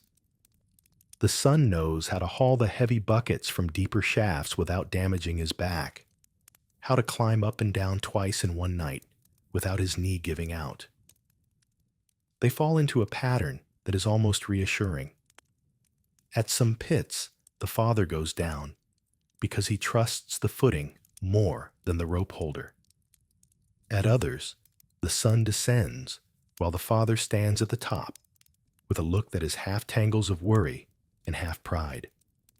The rope in the older man's hands is not just hemp. It is his child's lifeline. He feels its every twitch as if it were attached directly to his own chest. You might imagine that by this stage, the work would become easier in some emotional sense. It does not. Familiarity breeds competence, not comfort. Each descent still carries risk. Each night still begins with the same quiet preparation, the same testing of ladders, the same pause at the top of the shaft to gather oneself. What changes is their ability to judge those risks, to pace themselves, to make decisions that people who only see one night in the pits never get the chance to understand. One evening, as they sit by the hearth after a long week, the son asks a question that has been chewing at him for some time. "Do you ever wish you had done something else?" he says. "Been a miller, or a mason, or taken a peddler's pack and walked away from this town altogether?" His father thinks for a long moment. The fire clicks softly. Outside, someone is arguing in the lane, voices rising and falling with the cadence of old grievances. "When I was your age," the older man says at last, "I thought about leaving. Every time I came up out of a bad pit, I thought, tomorrow I will turn my back on this and walk until I find somewhere it does not follow. But wherever people live close, they dig holes like these. If not here, then somewhere else. If not this night, then the next." He shrugs, a slow, bone-deep movement. "I might have found cleaner work," he goes on. "I might have taken to the road.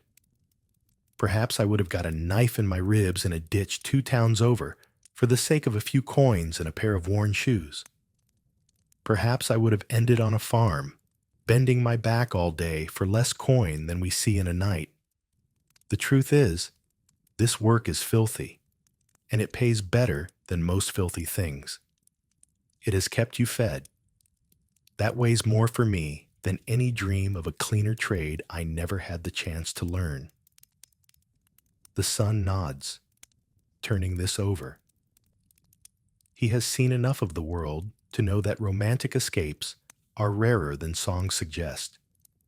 He has watched men come and go from the town who would have envied even their rough house on the edge of the ditch.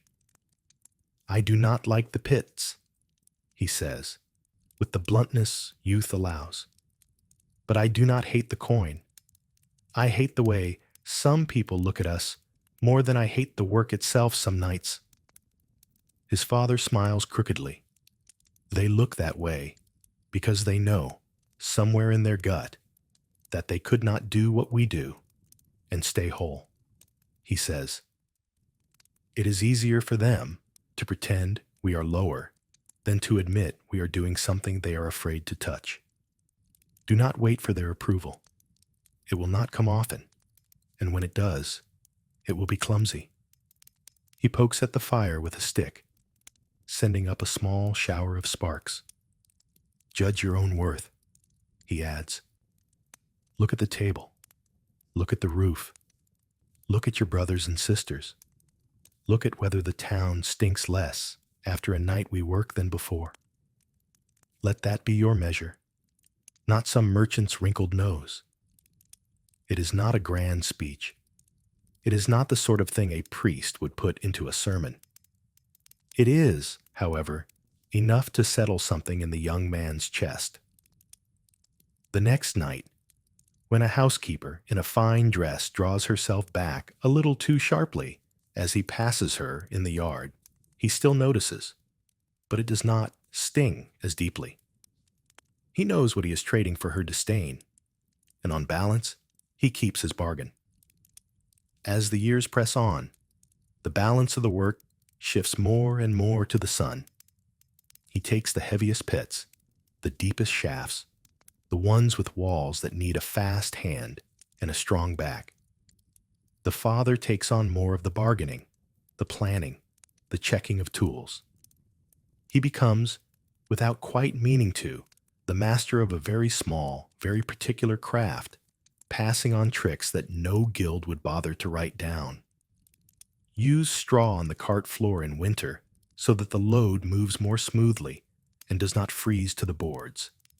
Keep a small knife at your belt, not for fighting, but for cutting a rope if it tangles in a way that could drag you where you do not wish to go.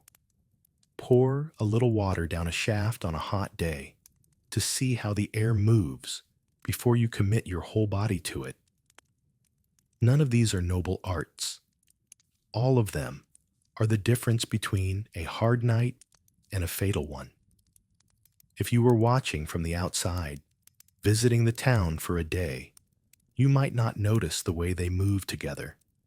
The old man and the young one, each compensating for the other. You would smell them perhaps as they passed, mutter something polite or unkind, and then forget. Their long, continuous story would be invisible to you, hidden behind the simple phrase, the nightmen. Inside that story, there is love, obligation, stubbornness, fear, pride, weariness, and a strange, resigned humor. It is a life made from repetitions of the same set of actions.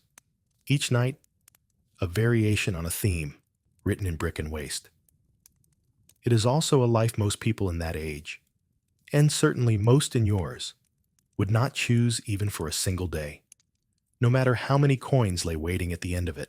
There comes an afternoon, years into this work, when the town can no longer pretend that the night soil trade is something that happens quietly at the edges. It is not a flood this time, not a sickness creeping through wells. It is something both smaller and louder, sparked by a quarrel and fanned by the restlessness that lives just under the skin of any crowded place. It starts with a tavern keeper near the eastern gate who decides, against both town orders and common sense, that he is tired of paying to have his pit emptied as often as his custom demands. The tavern is busy. The ale is cheap.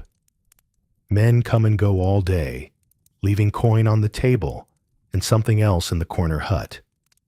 The keeper calculates wrongly that if he delays another season before calling the nightmen, he will save enough to buy another barrel or two, which he imagines will bring more profit than clean air.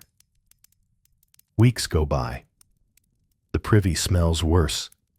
The regulars grumble, then grow used to it in that way people have when they frequent a place often enough. The keeper hangs herbs, sprinkles ash, lights cheap incense cones that do little more than add another acrid note. He tells himself it is fine. Then one evening, when the room is full and the ale has loosened tongues and feet, someone staggers a little too heavily through the privy door. Whether the man is drunk or simply unlucky, no one can agree later. What they all agree on is that the wood around the seat has grown softer than it should be, and that the pit beneath has risen higher than anyone wanted to think about. The crash is loud enough to silence the room. A splintering of rotten planks, a heavy thud, a shout that turns into a wet, choked cry. For a moment, no one moves. Then the patrons spill out into the yard in a clumsy, stumbling flood, drawn by a mixture of horror and eager curiosity. The unfortunate man is not buried, not completely. One leg has gone through into the pit. The other flails wildly, boots scraping at the broken boards. He is wedged in the opening up to his hip, arms flung out, fingers clawing at the frame. The smell that rises from the freshly broken seal is enough to make even seasoned drinkers gag. Someone laughs, too high and too loudly. Someone else retches into the ditch. A third man, with more sense, or perhaps a clearer head, grabs the trapped fellow under the shoulders and heaves. It takes 3 of them to pull him free. When they do, he emerges splattered and soaked in ways that make strong stomachs lurch.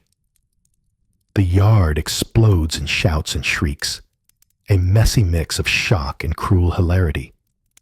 The fallen man, sputtering and swearing, threatens to burn the place down. The keeper, ashen, realizes all at once that his attempt to save coin has turned into a spectacle no amount of herbs can disguise. By the next morning, everyone in that quarter knows the story. By midday, the whole town has heard some version of it. Each telling adds new flourishes. Some say the man went in up to his chest. Others say he disappeared completely. and had to be fished out with a rope. The core is the same. The pit at the Eastern Tavern has broken its bounds, and everyone knows exactly why. The council is not amused. Their concern is less for the dignity of the drunk and more for what such a story does to the town's reputation and nerves. Complaints reach them not just about the tavern, but about other pits people have been trying very hard not to notice. In the space of a few days, a fog of annoyance and anxiety settles over their discussions.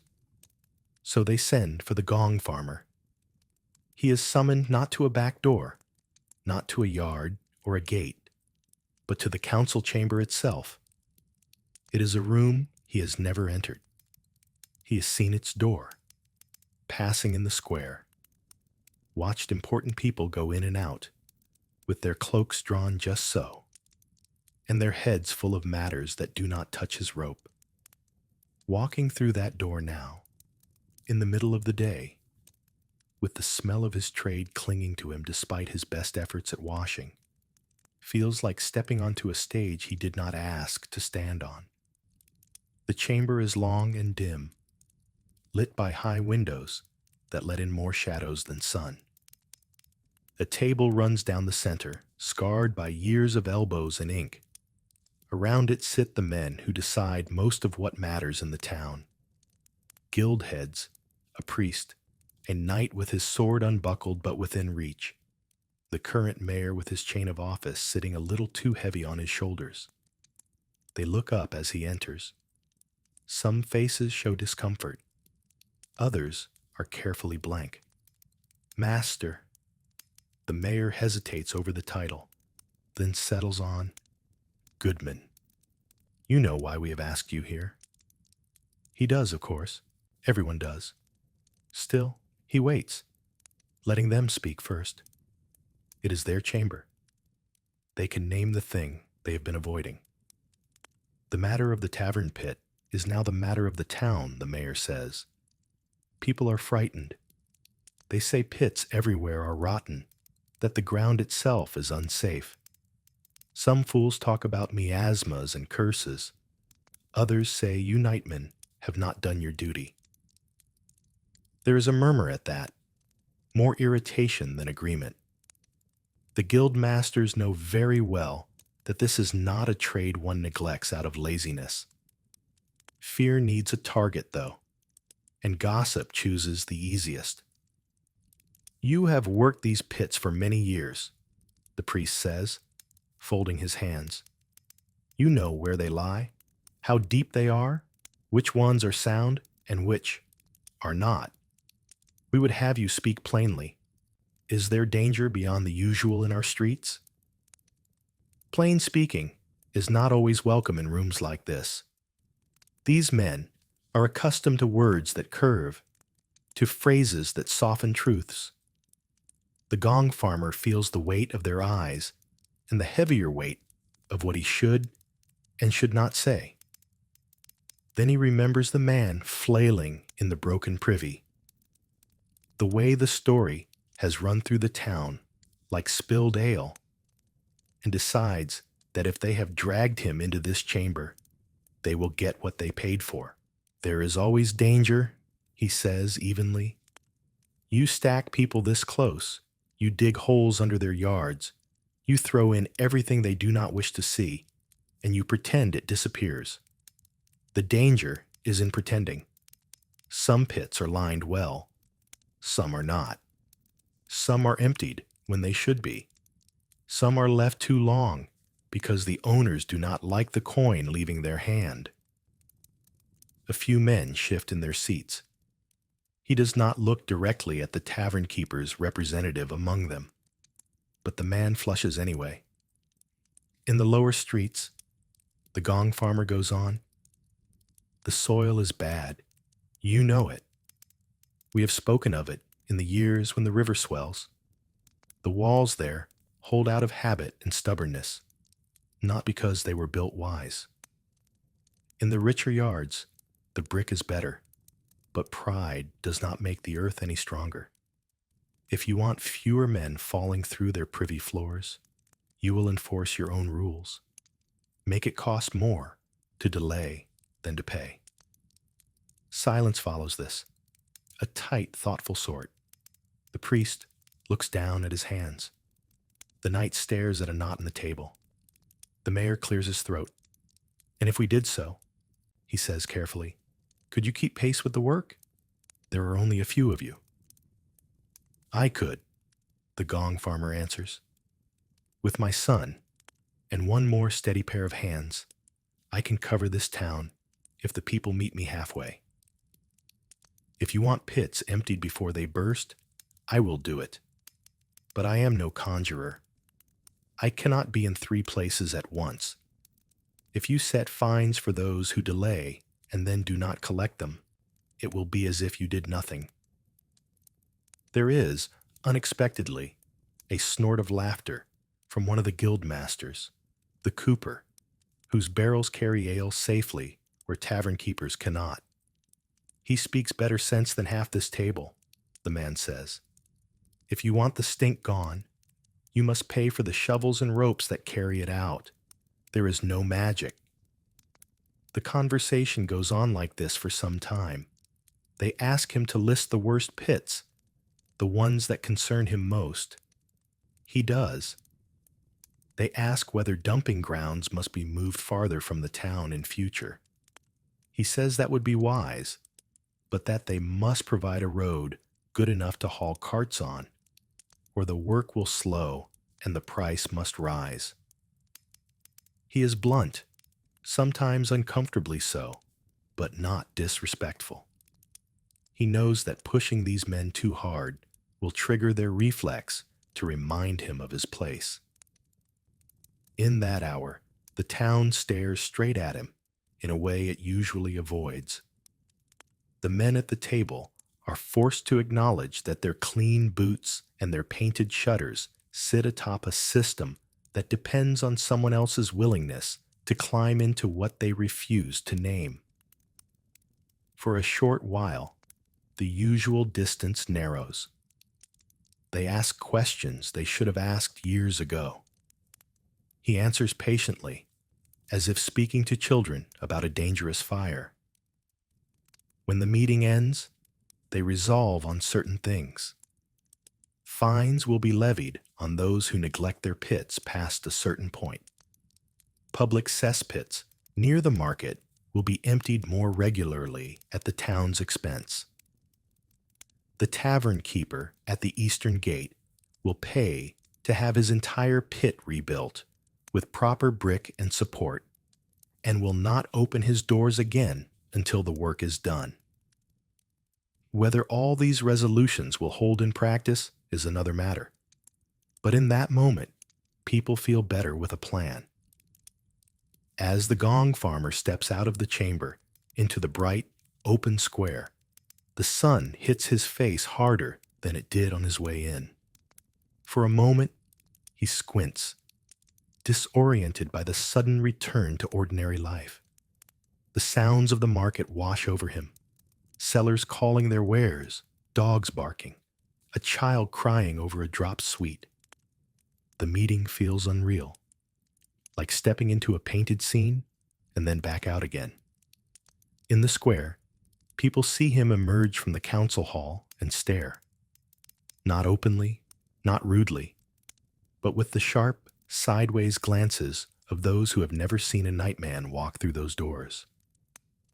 Some look thoughtful.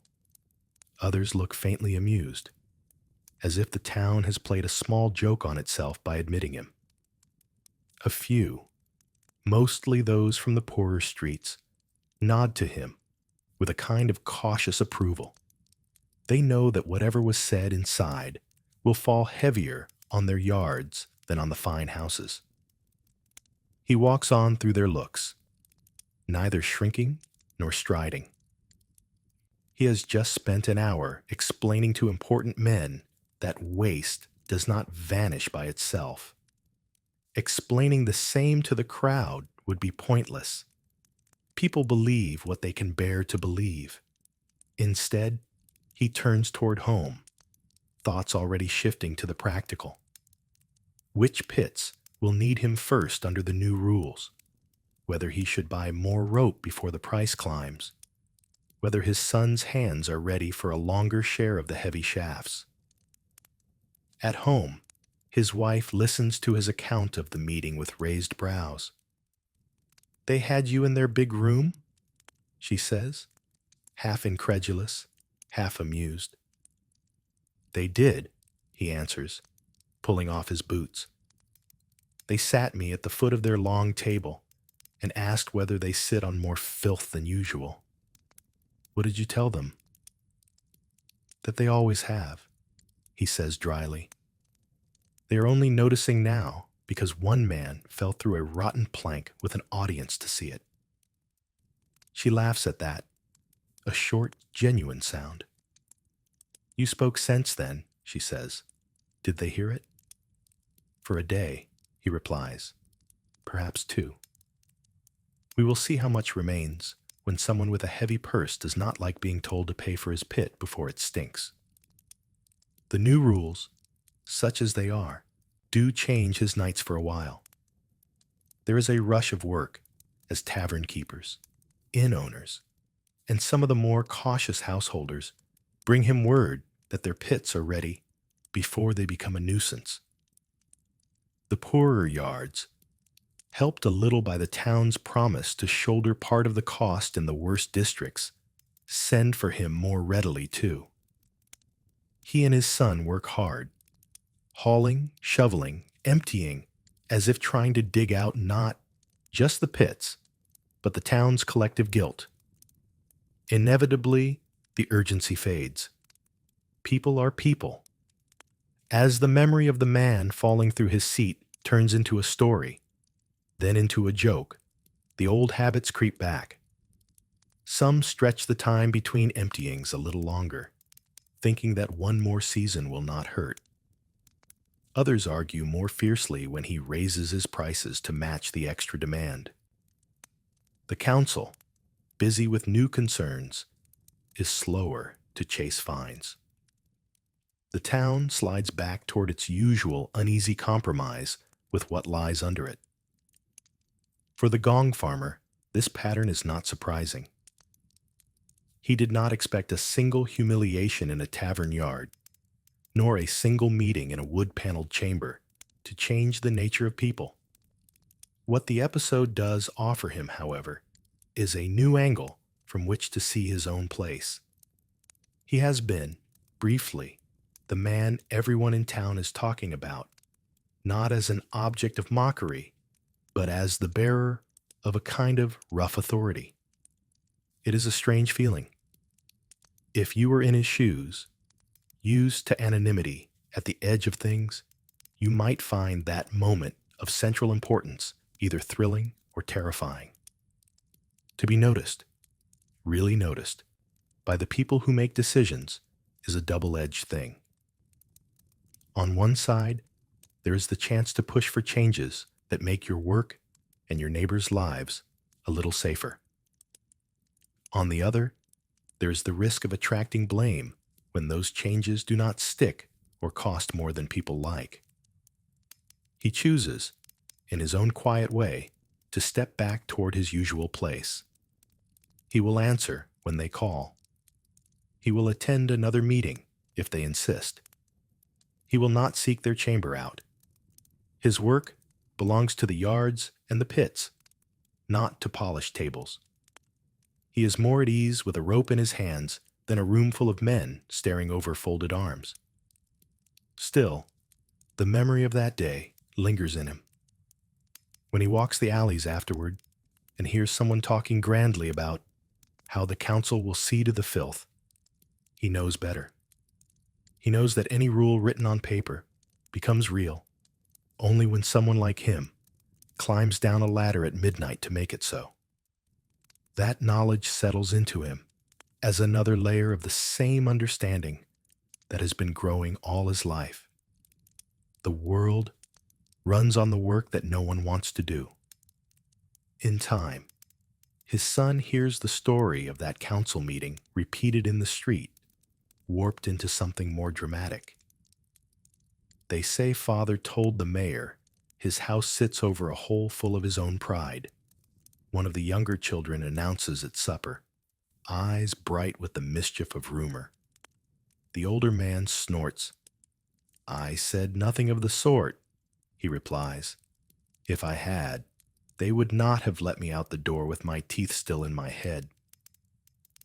What did you say then? The son asks, grinning.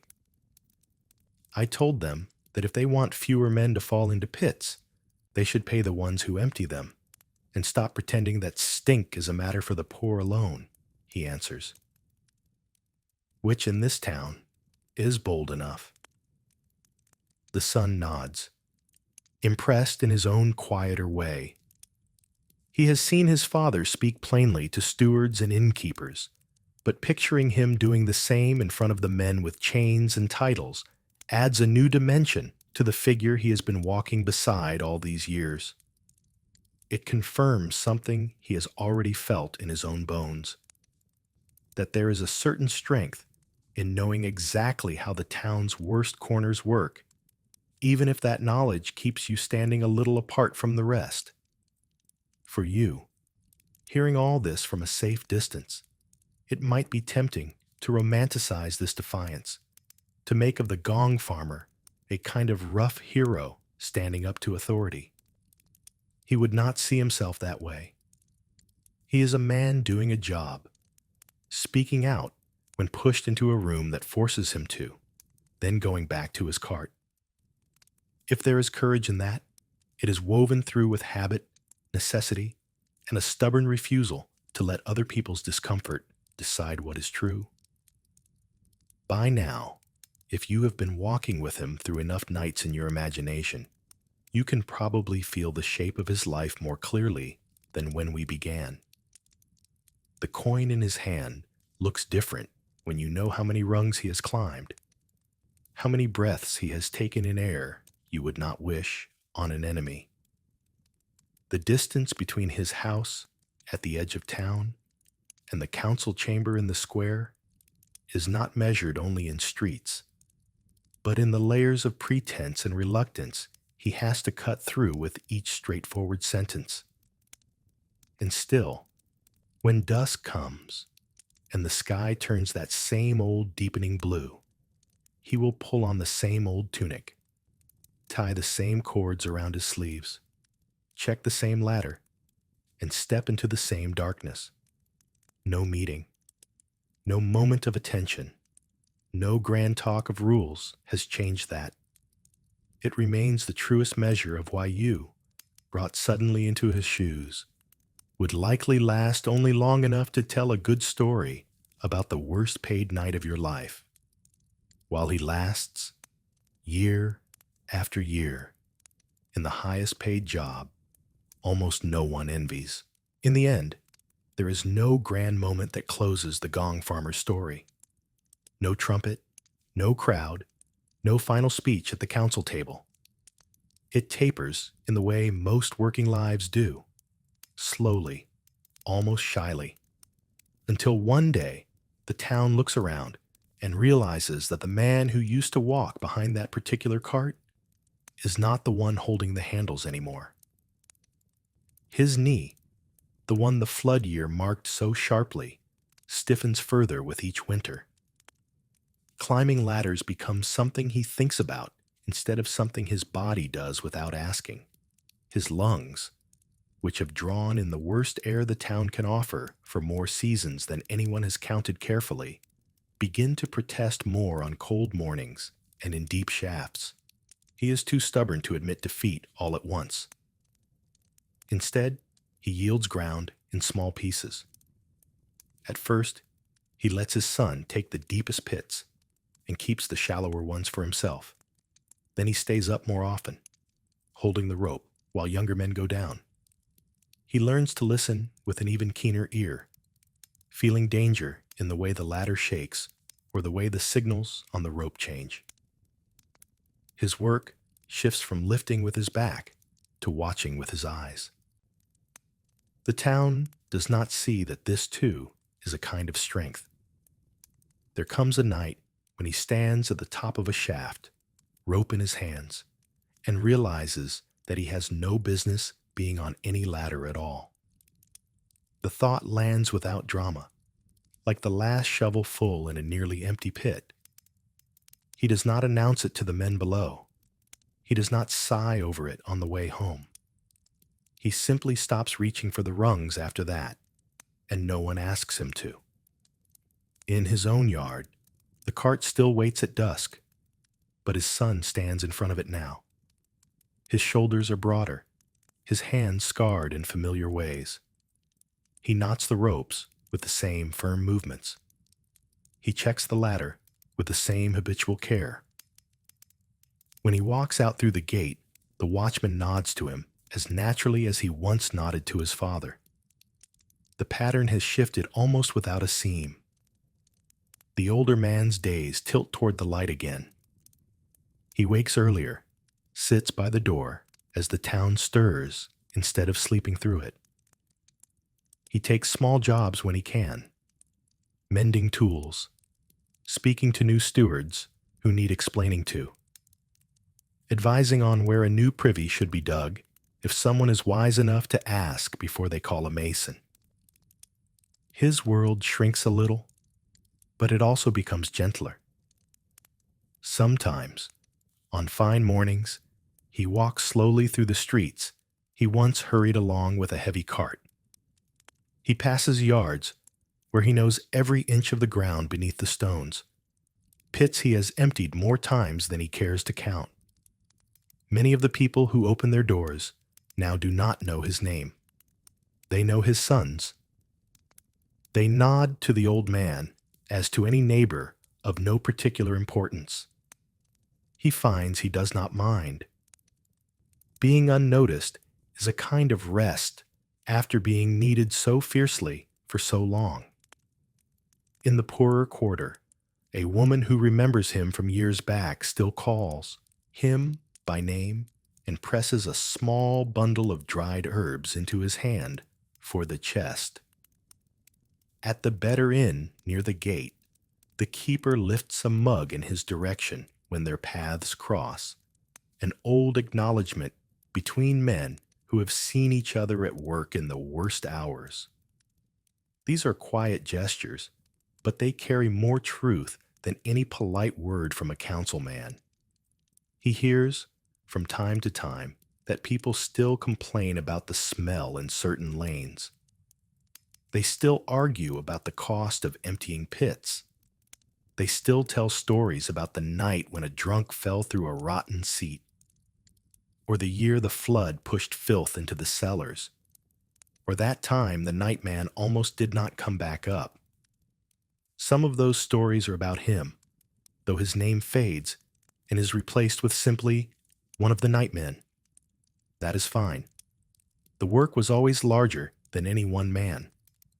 On an evening like any other, much later, he sits by his hearth while his son harnesses the cart outside. The familiar sounds drift in.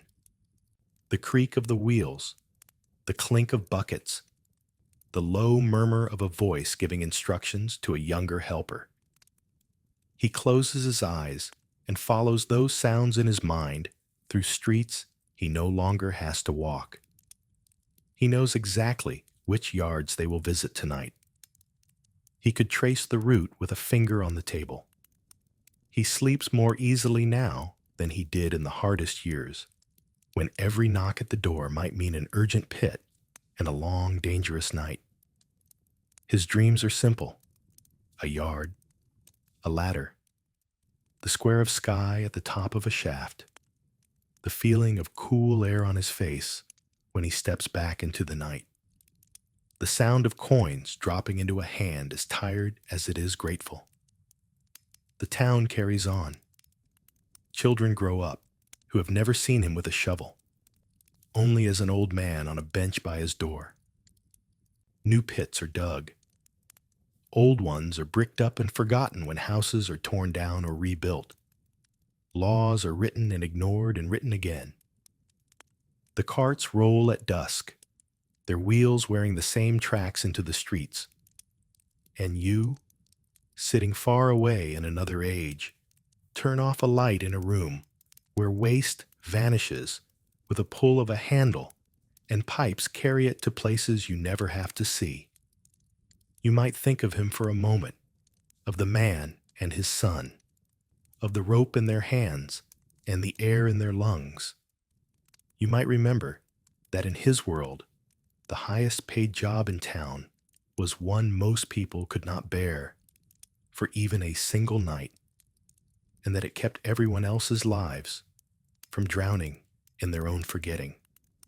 When you next walk through a city and see nothing of what lies beneath its stones, you might feel, just for a heartbeat, the faintest echo of a lantern swinging in a dark yard, a ladder sliding into a narrow hole, and a voice from below calling up, calm and steady, that he is going down now, and he will bring it all back up so the rest of the town can sleep.